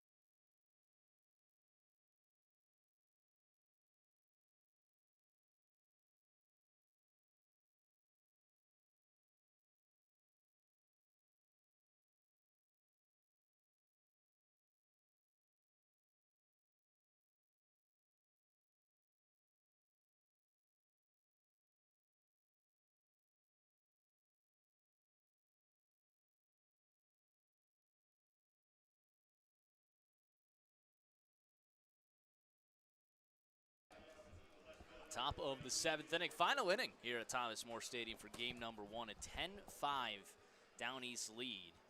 Travis Phelps trying to keep it that way. Up and down 6th inning for Phelps. Had 2 strikeouts but gave up 2 hits and 2 hit by pitches for a run to come in to score. One's in there for a strike. Also a whole debacle on his cleats, where he was falling on the mound in the beginning of the inning. Seems like he does have it under control now with the metal cleats instead. 0-1 grounder down the first baseline. Foul and out of play. You think Florence just ready for game 2? That's what I was saying with Phelps on the mound. I think so. You know, you have really everybody up and available outside of Phelps and Harajli. Out of your bullpen, you got to feel pretty good about it. Things get interesting, though. Alpern's last start wasn't, you know, the prettiest. And then, no, they're going to need to lean on him heavy. Westcott, obviously Westcott, yeah, not having a great start. Villalobos, you know, he's been up and down. The strikeouts have been great for him, but he's another one who, you know, you can't really rely on right now at this point of time, getting five innings in game 3 tomorrow. Yeah, no, you're not wrong. Isaac Milburn able to go 5 shutout. He did have 6 walks. It's not like you were excited to see the walks, but you were excited to see him keep runs away. I mean, the one you're really trusting right now is Evan Webster, I guess, who, you know, put together 7 innings.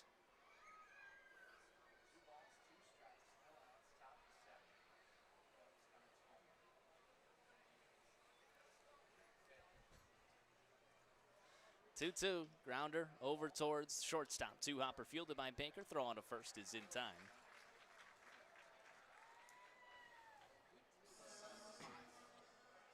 First time Phelps came in was in that Evansville series last weekend, and he came in a tough situation. Bases loaded, less than 2 outs, walked the batter in. Ever since that walk, he's looked pretty good at his start here at Florence in the 2026 season.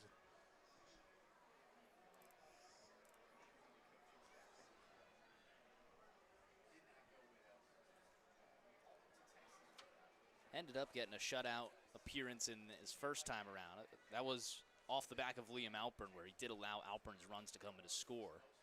2 walks and a strikeout. Expecting bright things from Phelps this year.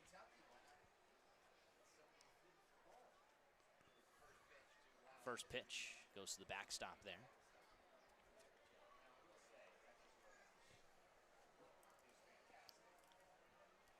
Lyle Miller Green, the batter, 2 for 4 day. 2-run single his last time, not last time up, but in the 4th inning. So he's got 2 RBIs.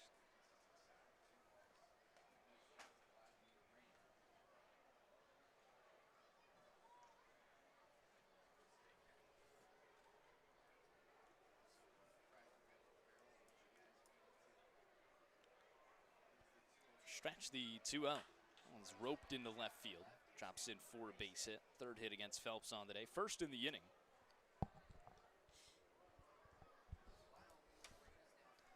One away with a runner on first. Florence trailing 10-5. Kurt, how are you doing? Still got you on the broadcast. We're still here. We're still watching baseball. Starting to trickle in a little more here at Thomas Moore's. The weather parts for us for a nice day of baseball. Looks like we're going to have. People showing up for the originally scheduled game, for game 2. Not many showed up for the open for the first game. Now let me ask you this. You're Toby Hall. You go into the break here. You come out against a team on paper the Y'all should beat, right? I mean, that's how it was on the road, though, for the Y'alls, a team that on paper the Y'alls weren't as good at. We come away with a series win, but you start today with a rough start on the mound. You got a 45-minute break in between games here. What do you say to the guys in the clubhouse coming out for this next game? I would play some motivational speech or something. Maybe put on an episode of Entourage, get everyone to relax. Maybe have the Rocky theme track music playing as those you walk into the Those two clubhouse. things don't really go hand in hand. You want them to relax and you play a motivational speech? Well, no. Entourage is for relaxing. That one runs inside, hits the foot. Florence, again, another hit by pitch. That's the 3rd allowed. I think you got to settle these guys down a little bit at the break. And that's the 5th allowed on the day from Florence. I was going to say 3rd allowed. It's the 2nd allowed from Travis Phelps. Now, Harajli and Phelps both with 2 hit by pitches. Westcott had the other. Airport Paint and Body. Airport Paint and Body continues to get a lot of work out of their hit by pitch partnership. Toby Hall getting a lot of steps in today coming to the mound. He has gone to the mound a lot. I think, the second great game is, like you said, the Y'alls have not been above 500 since 2024, April. We got the rubber match tomorrow coming in. Hopefully it is a rubber match. Yeah, at this point you really gotta hope that Florence is able to win game 2. It's an uphill battle. That's what you're not looking for. If you want to come out of this series ahead 1 game above 500, and then who do we got after this? Who's our next? You have Lake Erie. Lake Erie Florence coming. is in a tough division. Yes. I figured you got back to 500, we'd be ahead of someone, and we're ahead of no one. We're still in last place in our division. So you got to go to Lake Erie. There's a base hit through the left side of the infield. They'll give a stop sign to the runner over at 3rd on a good throw from Marcus Brodell to get it in. Bases loaded and 1 away.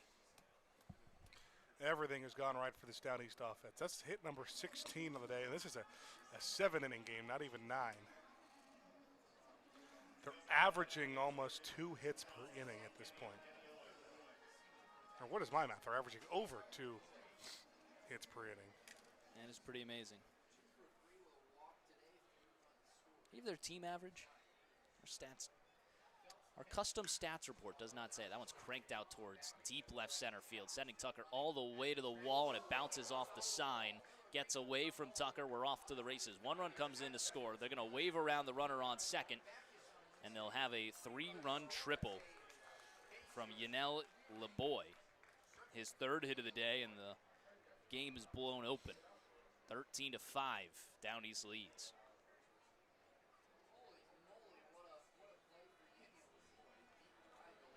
All right, now the biggest thing is making sure Jackson Tucker's okay. That was a hard crash into the wall. He certainly was slow getting up.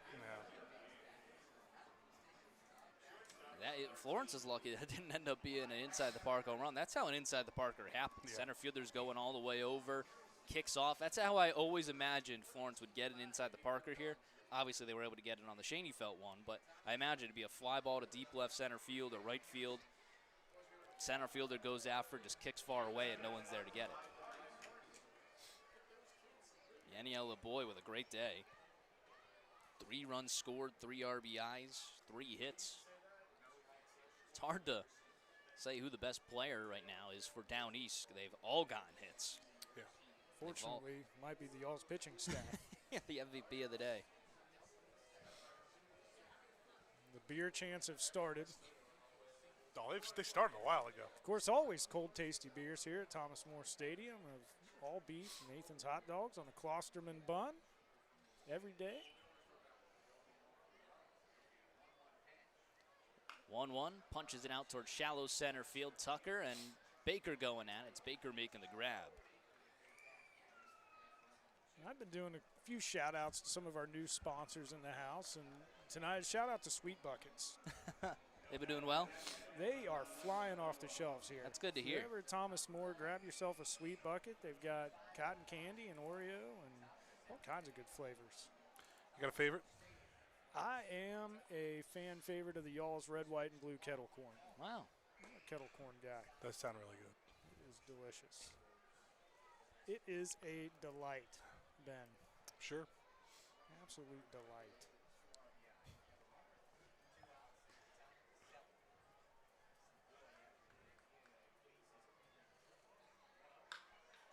Everyone's crushed out towards left field, but Brodell is right there to make the grab and end the inning. 3 runs come across for the Bird Dogs.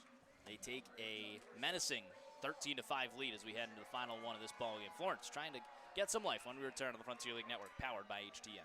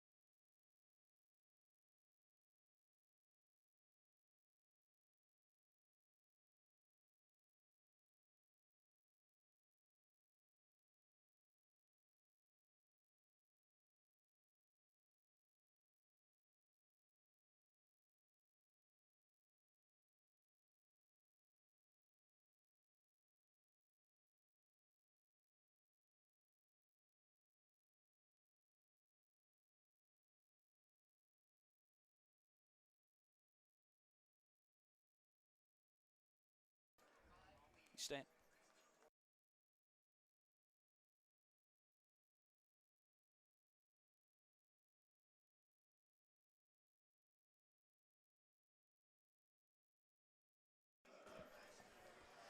Bottom of the 7th, Florence trailing 13-5. They need a lot of runs here to come back. 3 outs to play with. Final inning of this first game of the doubleheader. First pitch in there for a strike to Hank Zeisler. Reached all 3 plate appearances today. Now, Florence has done a job on offense. I mean, 10 hits, 5 runs. They've left a runner on base every single inning. Just so happens their pitching's allowed 17 hits and 13 runs. It's not offense you see Florence get blown out. Yeah. But this would be the largest margin loss on the season. That one's fouled away. And would drop Florence again to below 500. It's ever eluding the above 500 number.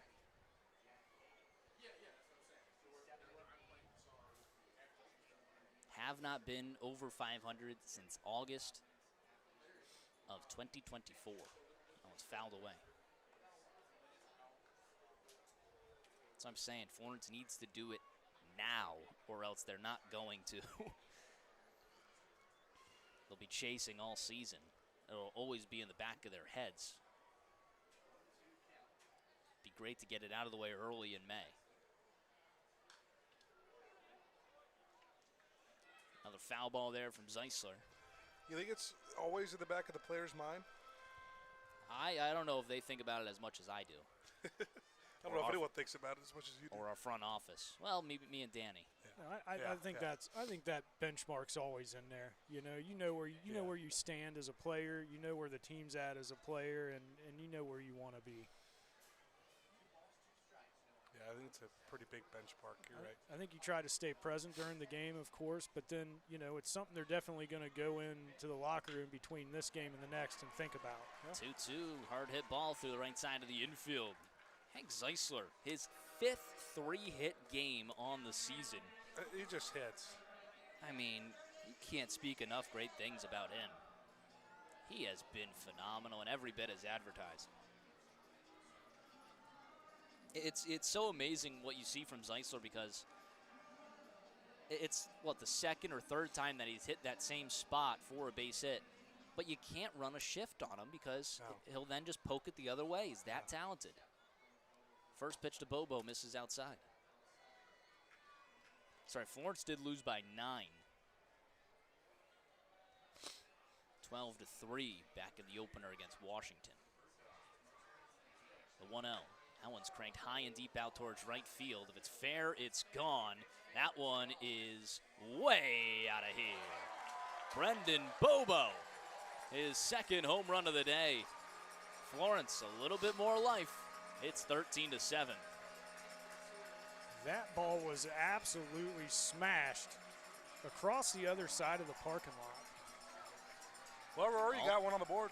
Oh, no, you had Keenan first game. I had Keenan first game and Bobo game 2. Hopefully he saves some for game 2.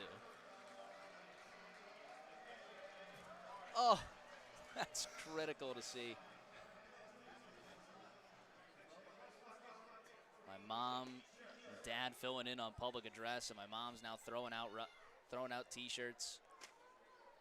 Does not have the arm of someone throwing out T-shirts. Can barely get past the first row. That one's fouled away. Keenan Taylor at the point.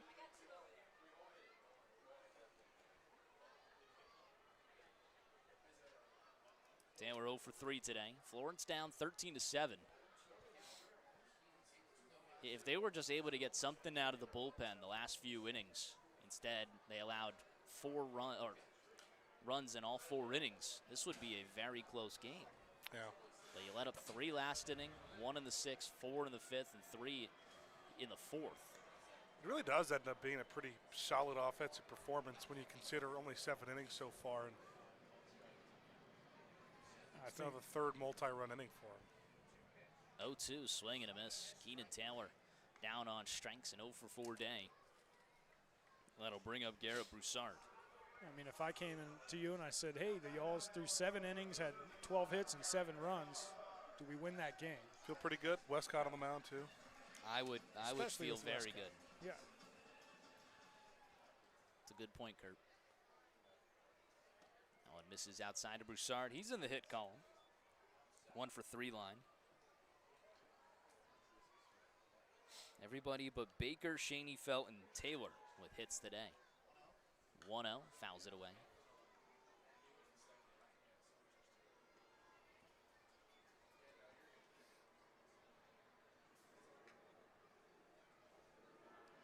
Spencer Pattison, the broadcaster for Down East, texting me things I just don't want to hear. By the way, most hits in franchise history, he says. 16 was last year. You know what, Spencer? I don't want to hear that. I don't want to hear that. Keep your stats to yourself. Tied for most runs in a game in their franchise history. There's a ground ball over to short. 2nd out of the inning. These might be stats we want to hear after the game while we're enjoying some cold, tasty beers. So Down East takes over some franchise history at Thomas More Stadium at the expense of the Yalls. Marcus Brodell, who homered in his first at-bat. He's 1 for 3 on the day. Will be up there. Florence 1 out to play with, trailing 6.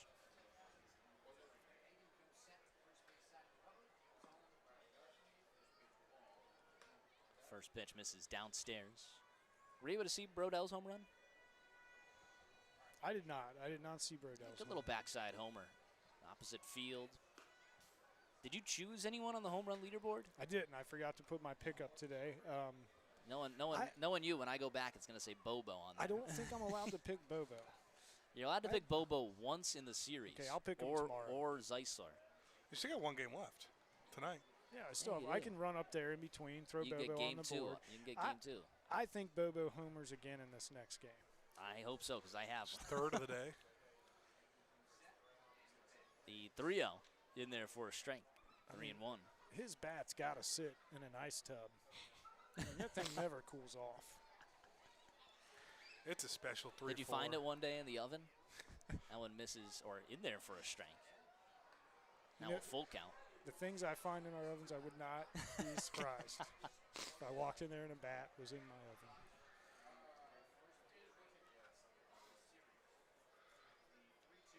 Payoff pitch to Brodell. Pops it up, shallow left field. Out goes the shortstop, Harrison. In comes Corson. It's Harrison making a leaping grab to end the ball game. Florence drops 13-7 to the Bird Dogs in game 1 of the doubleheader here on Saturday night. Game that got out of hand pretty quickly. The loss will go to Zach Westcott. No save in the ball game. The winner will be Drew Henderson. Again, it is a record for most runs in a game from Down East history, and that, I think, pretty much says it all. Florence, good offensive game. You know, there's not many games you're going to lose when you have 12 hits and put up 7 runs, but it was just a better offensive output from the Bird Dogs. We're all over Westcott, Harajli, and Phelps just throughout the entire 7 innings. Good news is that's about the shortest time you're ever going to get to have to forget about a game. Yeah. About 30, 45 minutes for game 2. Yep, that's a big plus. Florence has to have a short memory. Liam Alpern on the mound for game 2 here, and he's going to have a tough task ahead of him with a talented offense here from Down East, and Florence kind of needing some good innings from the starting role after using a few starters here, or a few relievers extensively already today. So again, that game will come up 45 minutes from now. So if you do the math, you know, around 8:15 here, we will see you guys back at Thomas More Stadium for game 2 of the doubleheader. Florence drops to 6-7. Down East improves to 5-8. Y'all's trying to get back to 500 in game 2 and hopefully give this crowd something to cheer on when we return on the Frontier League Network, powered by HTN. Get yourself a drink, get yourself some food, and we'll be back in 45 minutes. Don't go anywhere.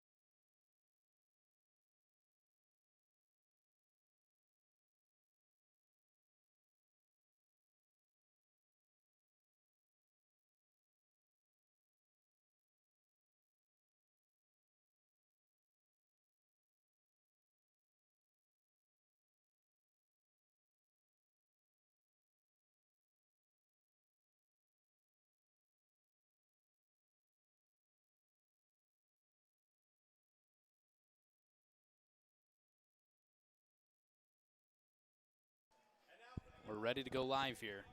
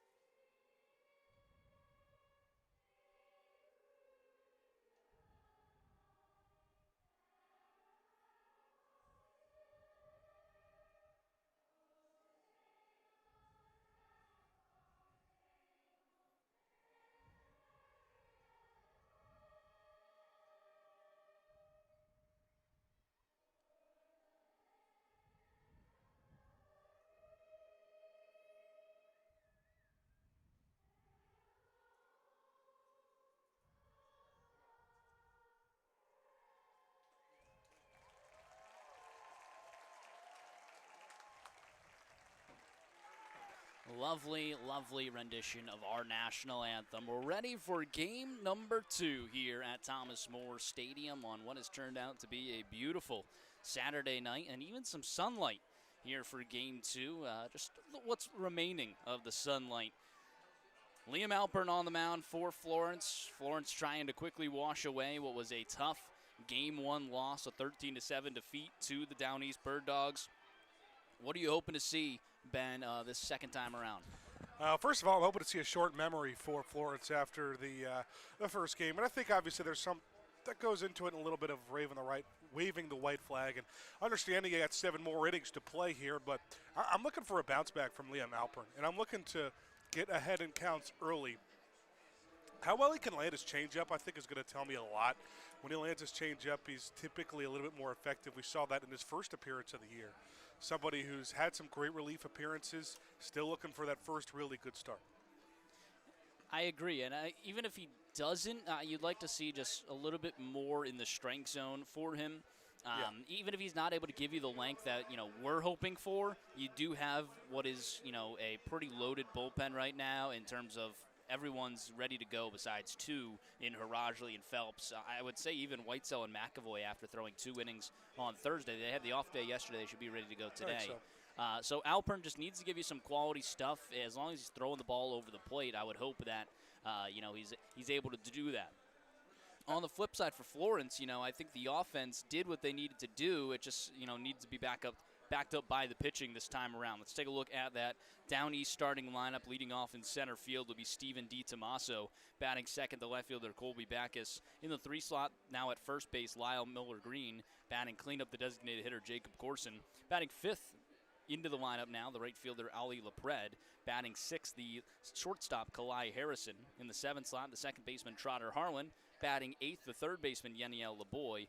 And rounding it out will be the catcher Danelle Figueroa. Some new names in the lineup for Down East, but they certainly caught us by surprise by the way they could hit the ball.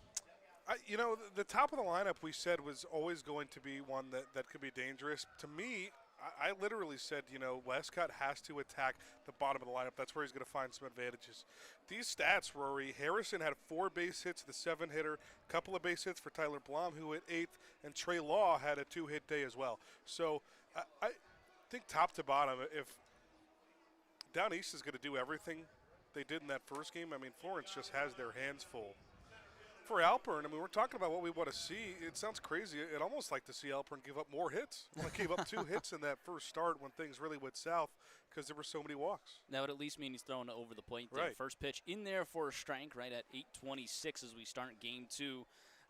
A 7-inning part of this doubleheader. Florence drops to 6 and 7.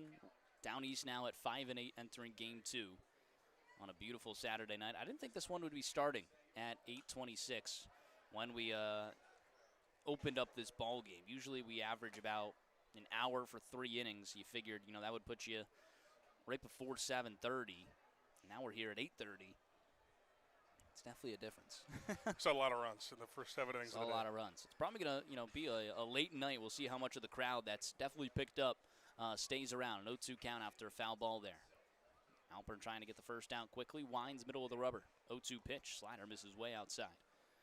Alpern entering today 0 for 1. 8 innings pitched. He's allowed just 5 earned runs, 12 walks to 7 strikeouts. He enters with a 5.63 ERA.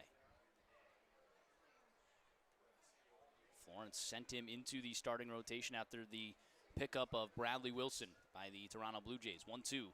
Called strike 3. Beautiful backdoor slider from Alpern. He picks up his first victim and 1 away in the opening frame.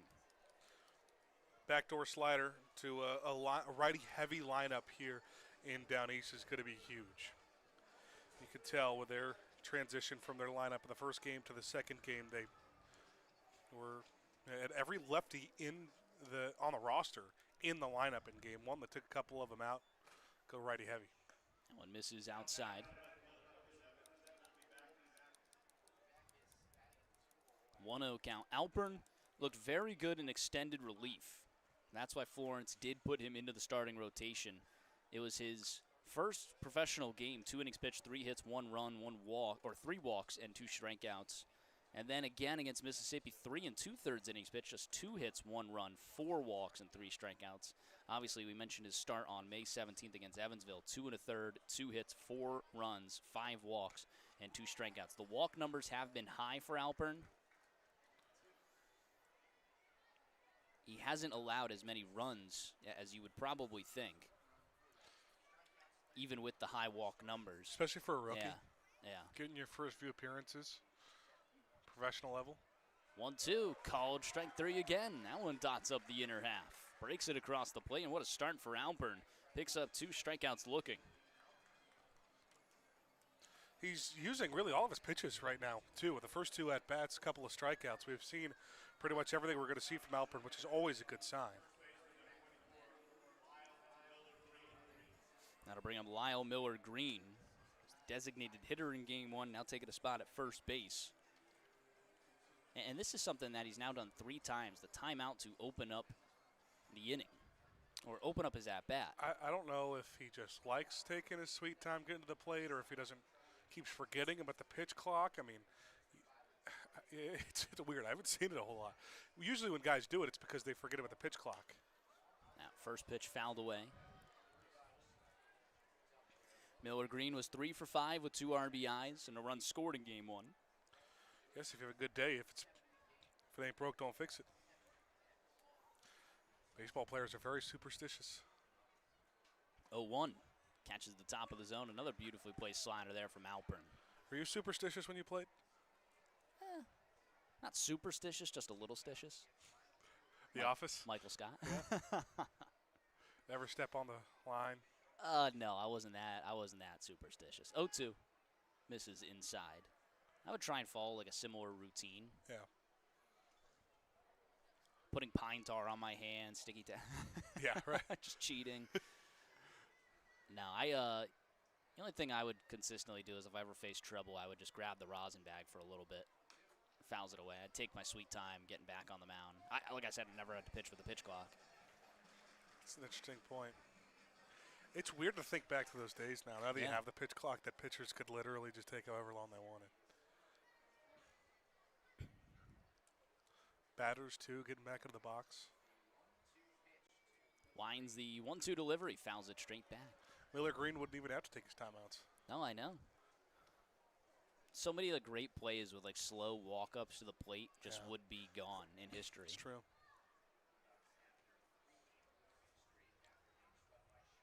It's a 1-2 count. Alpern trying to strike out the side with the bases empty in the opening frame. Kicks the 1-2 pitch. Check swing, doesn't go around. Off speed down in the dirt. Now a 2-2 count. You like these down east jerseys? I like these better than the first ones, actually. Maybe I spoke too soon. The color scheme just seems off because this looks like black to me instead of the blue that they were rocking first. 2-2, flied out towards right field. Bobo working towards the line. Looks like he has plenty of room. Makes the grab and a quick 1-2-3 for Liam Alpern. That has to feel good on his return to Thomas More Stadium. The Bird Dogs go down in order. Florence coming up to the plate for the first time when we return to the Frontier League Network, powered by HTN.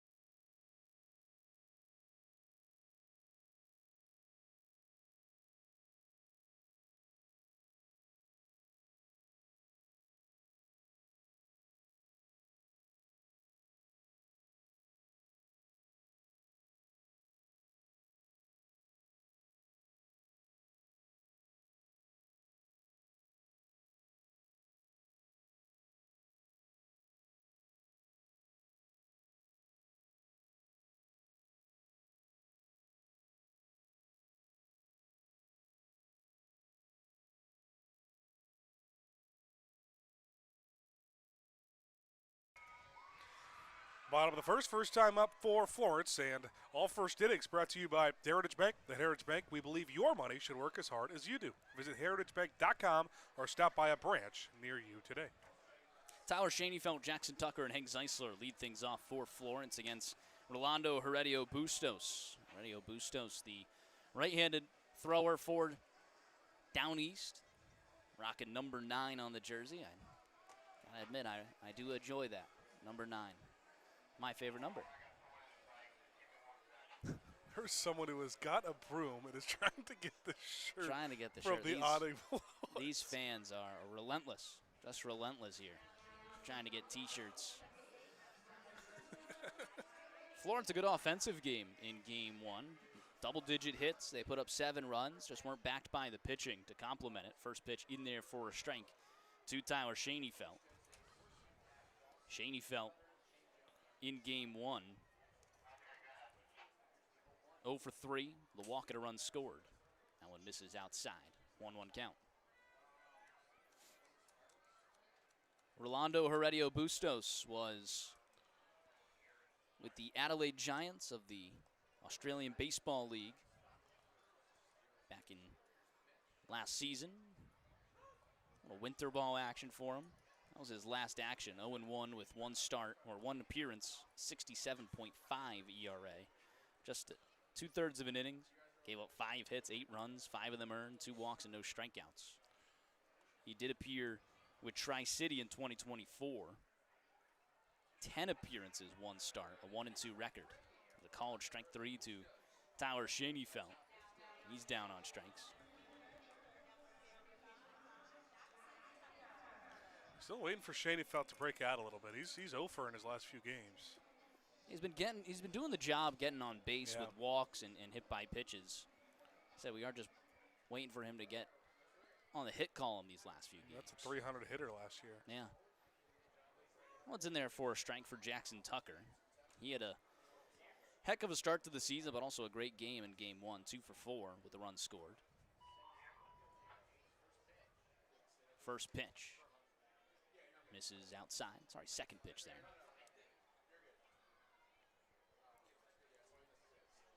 1-1 count.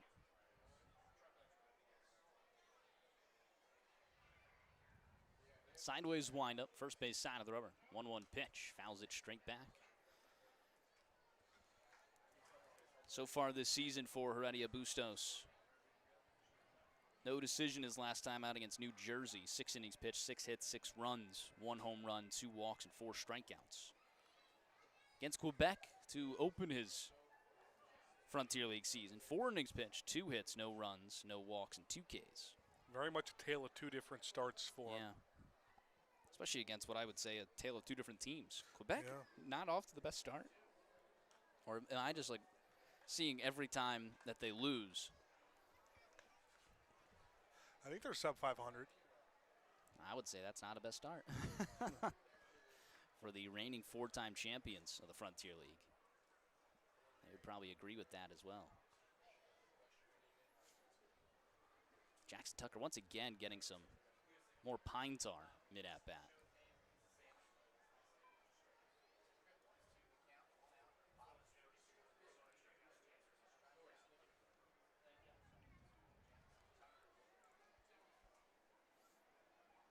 What are we talking about? They're 9-4. I'm pretty sure I just see their press release every time they lose. Maybe that just catches my eye. Fastball misses outside, 2-2. Are they going to Ottawa? What's Ottawa's record? Ottawa's 9-4 as well. Trois Rivieres 5-8. Maybe you're thinking of the other Canadian team. I don't know what I'm seeing. Check swing, doesn't go around. Full count. Heredia Bustos and Figueroa behind the plate have won about every pitch in this at-bat. They have, haven't they? Now a full count with the bases empty and 1 away. Bottom of the first inning. Thomas More Stadium. Payoff pitch. Line drive over towards the first baseman. Miller Green barely had to move for the second out. Kind of an excuse me check swing. Yeah.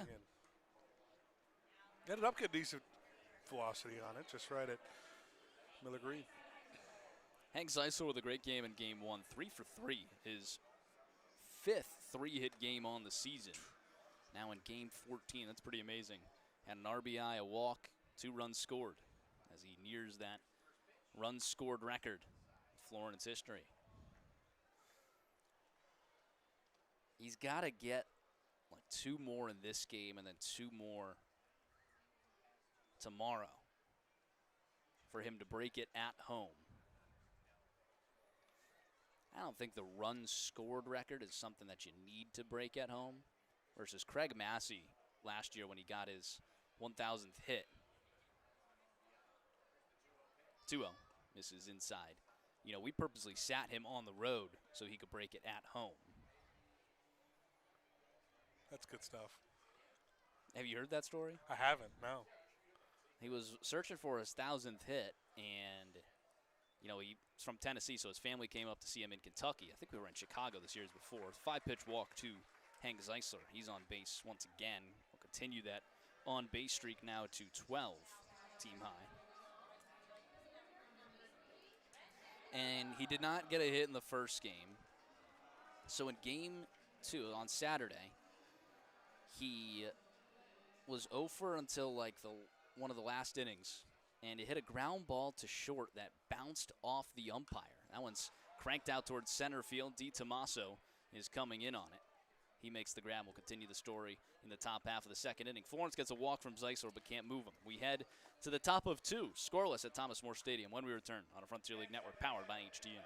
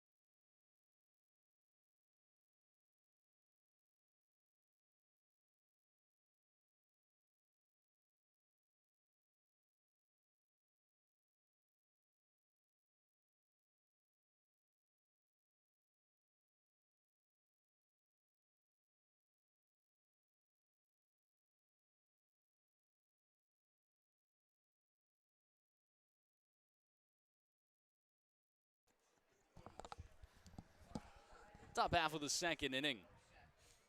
Liam Alpern back after a 1-2-3 opening frame. First pitch misses at the top of the zone. Let's get our umpire intro brought to you by Pella Windows. Looking for a clear view of every call? Trust Pella Window and Door, bringing you replay-worthy clarity and craftsmanship you can count on. Pella Window and Door, so good even the ump won't miss a thing.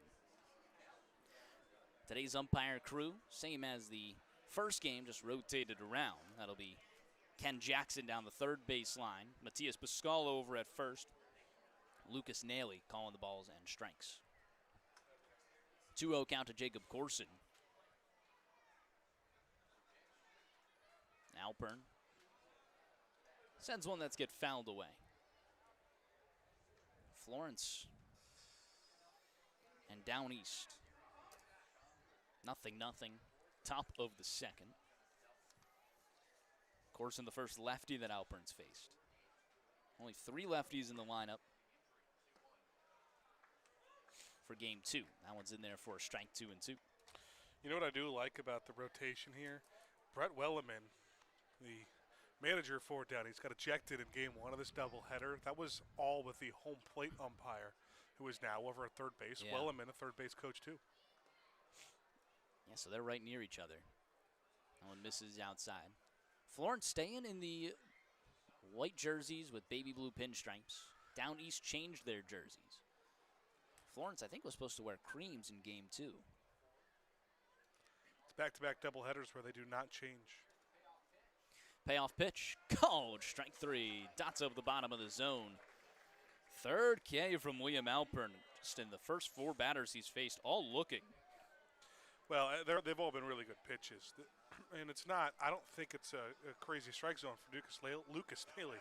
I think it is all strikes. 92 down there. It caught every bit of the zone. Jacob Corson was taken off his shin guard. I don't know what he was looking for. First pitch in there for a strike to Ollie LePred. Have you seen that video of Anthony Volpe? I was literally about to bring that up. Anthony Volpe, who taps his head for the ABS, and the pitch is just entirely in the zone. He's like, huh. I actually think I saw a worse one the next day. Somebody on the Nationals, maybe? It wasn't a household name. You got to feel good if you're tapping the head and it's like just connecting by a half an inch. Yeah. But if it's fully in the zone, not even close to the lines, you're just like, man, I got to get my eyes checked or something.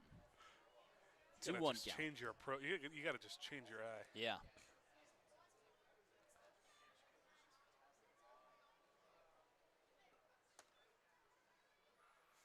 Two-one pitch. Skies it down the right field line. Foul territory. Hank Zeisler with the early call. And he runs back to make the grab. A nice grab from Hank Zeisler. Second out of the inning.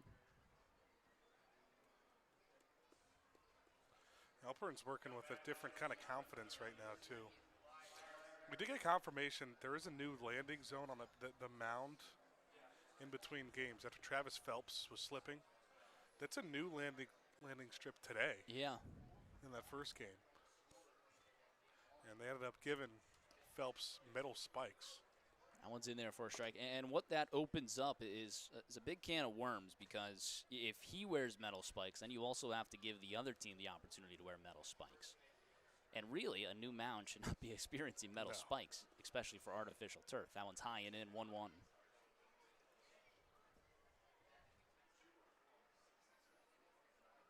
I certainly know our stadium ops crew doesn't like to see it. The 1-1 pitch. Slider breaking away from the bat, able to foul it away is Kalai Harrison. Another look at the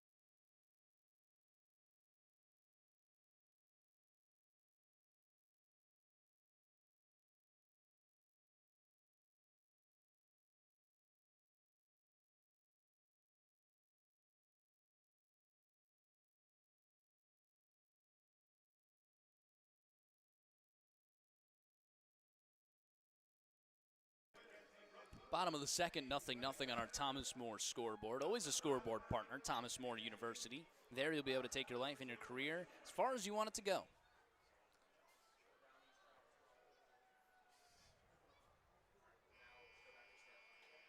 Should actually be a 1-2 count. That one misses downstairs.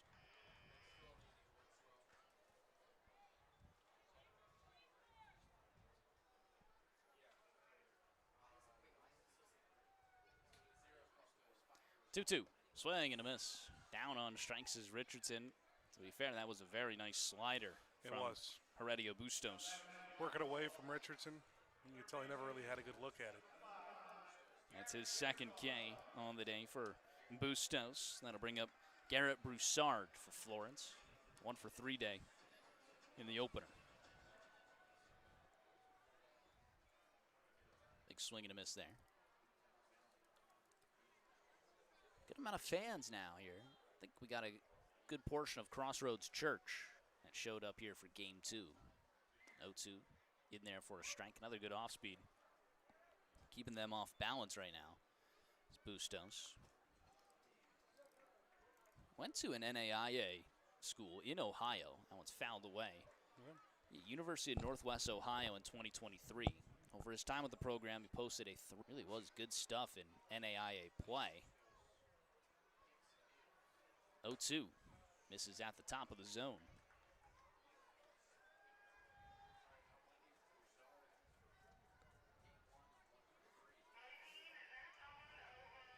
Sideways windup, the 1-2 pitch. Misses outside. Another good eye there from Broussard. Broussard just keeps being steady. Came into the series 300 batting average. 2-2. Ropes it into center field, and that one knuckles away from the center fielder. Really nice piece of hitting from Garrett Broussard with some late break on it. I thought it was straightaway center, and then you saw it tailing over towards the center fielder's right. That's First tough. hit of the day. It's tough for a center fielder to read, too. Yeah. Brings up Marcus Brodell, the lefty, a home run in game 1 today, his second home run of the year. That was the lone hit for Marcus Brodell out of Clearwater, Florida.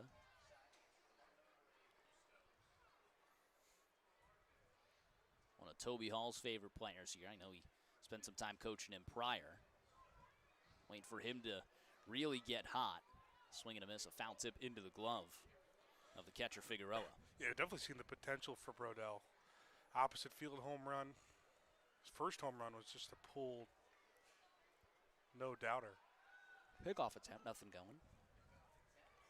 See the stolen base from Broussard on the season.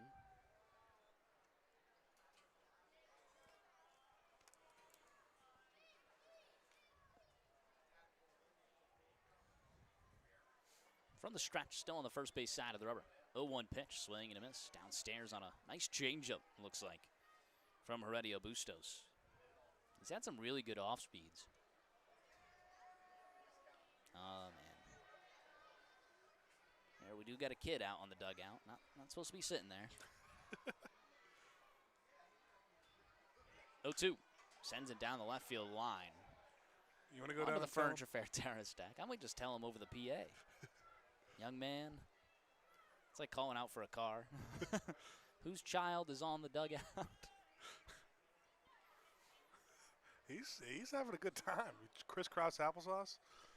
Enjoying the game. His dad's talking to him, too. I mean, I don't see anything wrong with this.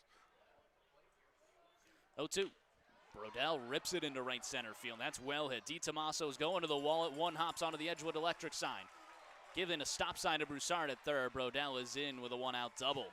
He roped that 104 off the bat. Really nice piece of hitting, especially with 2 strikes. Yeah. Florence in business. Runners second and third and 1 away. Really gave it a ride to a part where the outfield for Dead East left it pretty open. Yeah. And they were playing not as deep as I thought they would. Hit it to one of the deeper parts of the ballpark. Now meeting on the mound between pitcher and catcher. Zach Beadle will be the batter, followed by Dylan Baker. Umpire just signaled safe. I don't know if they're what they just appealed. That's no meeting. Oh. I don't know what entails in the conversation, that if it would be a meeting or not. But you're like granted that as long as, to me it seems like as long as you don't talk baseball or something like that. As long as it's not like a traditional meeting. I don't know. But that's been a thing here in Frontier League play. Beadle grounds it over to third. They try a slap tag at Broussard at third. They're going to call Broussard safe. Well, they called Broussard out. They called Broussard out over at third. Yeah. It's a double play right now. As it stands, that would end the inning. Beadle was definitely out at first. Oh, this would be a killer. And they're saying a slap tag over at Broussard at third, but it's probably the home plate umpire that would have to call that because the third base umpire It was the third base umpire. he was behind Jackson it. He shouldn't have been. it. He wouldn't have been able to see it. I think that's the discussion right now. And Toby Hall is talking to him. I don't know if we got a replay here. Down East is very slowly heading off the field. I mean, you're not going to see an appeal. No, Yeah. you will see a conversation at least. I don't know if Lucas Naley was even talking, but it's again Ken Jackson, the crew chief. He's had a tough day with. Yeah. You know, Managers have not been happy with managers yelling at him. Jackson Yeah. today. One was ejected.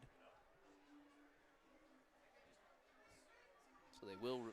It was a very nonchalant, calm out call. Like that's a close play. Usually you see some emphasis over at third. Again, there's no chance he sees it because he was blocked by the runner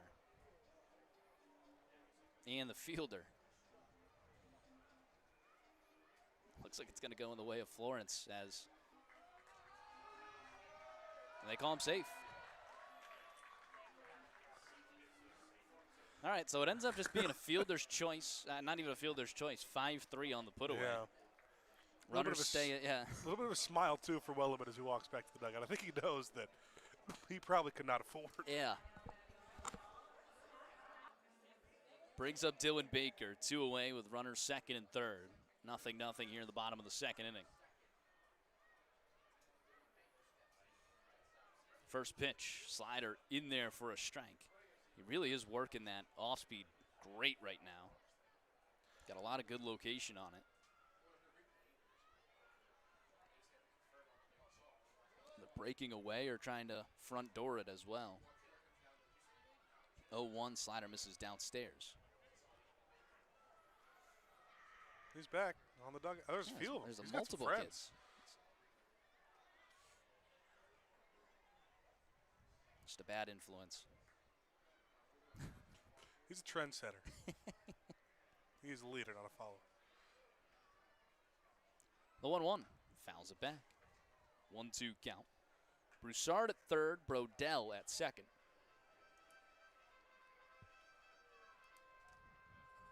You a little shocked they didn't wave Broussard around on that double? Less than 3 outs, or less than 2 outs, I should say. Obviously, less than 3 outs. I get it. It's pretty close. 1-2. Pops it up in the infield. Everybody coming in on it. Looks like it's Harrison trying to make the grab in and out of his glove. Broussard already came in to score. Brodell was waving around. He's in as Baker tries to go to second, but the run does score.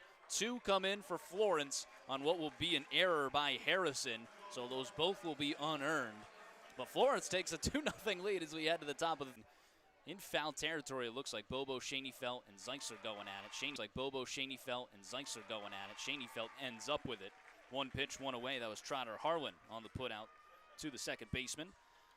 Roar Agency always brings us our Tettemer trivia. The way it works, I read a question top half of the third, give you guys the answer in the bottom half. You have the opportunity to play along. Head on over to Twitter. It's rtettemer9 or Florence_Yalls. Question is live there. You can comment or guess in the comment section. Shout you out here on the broadcast. Lefty Yeniel LeBoy steps up to the plate.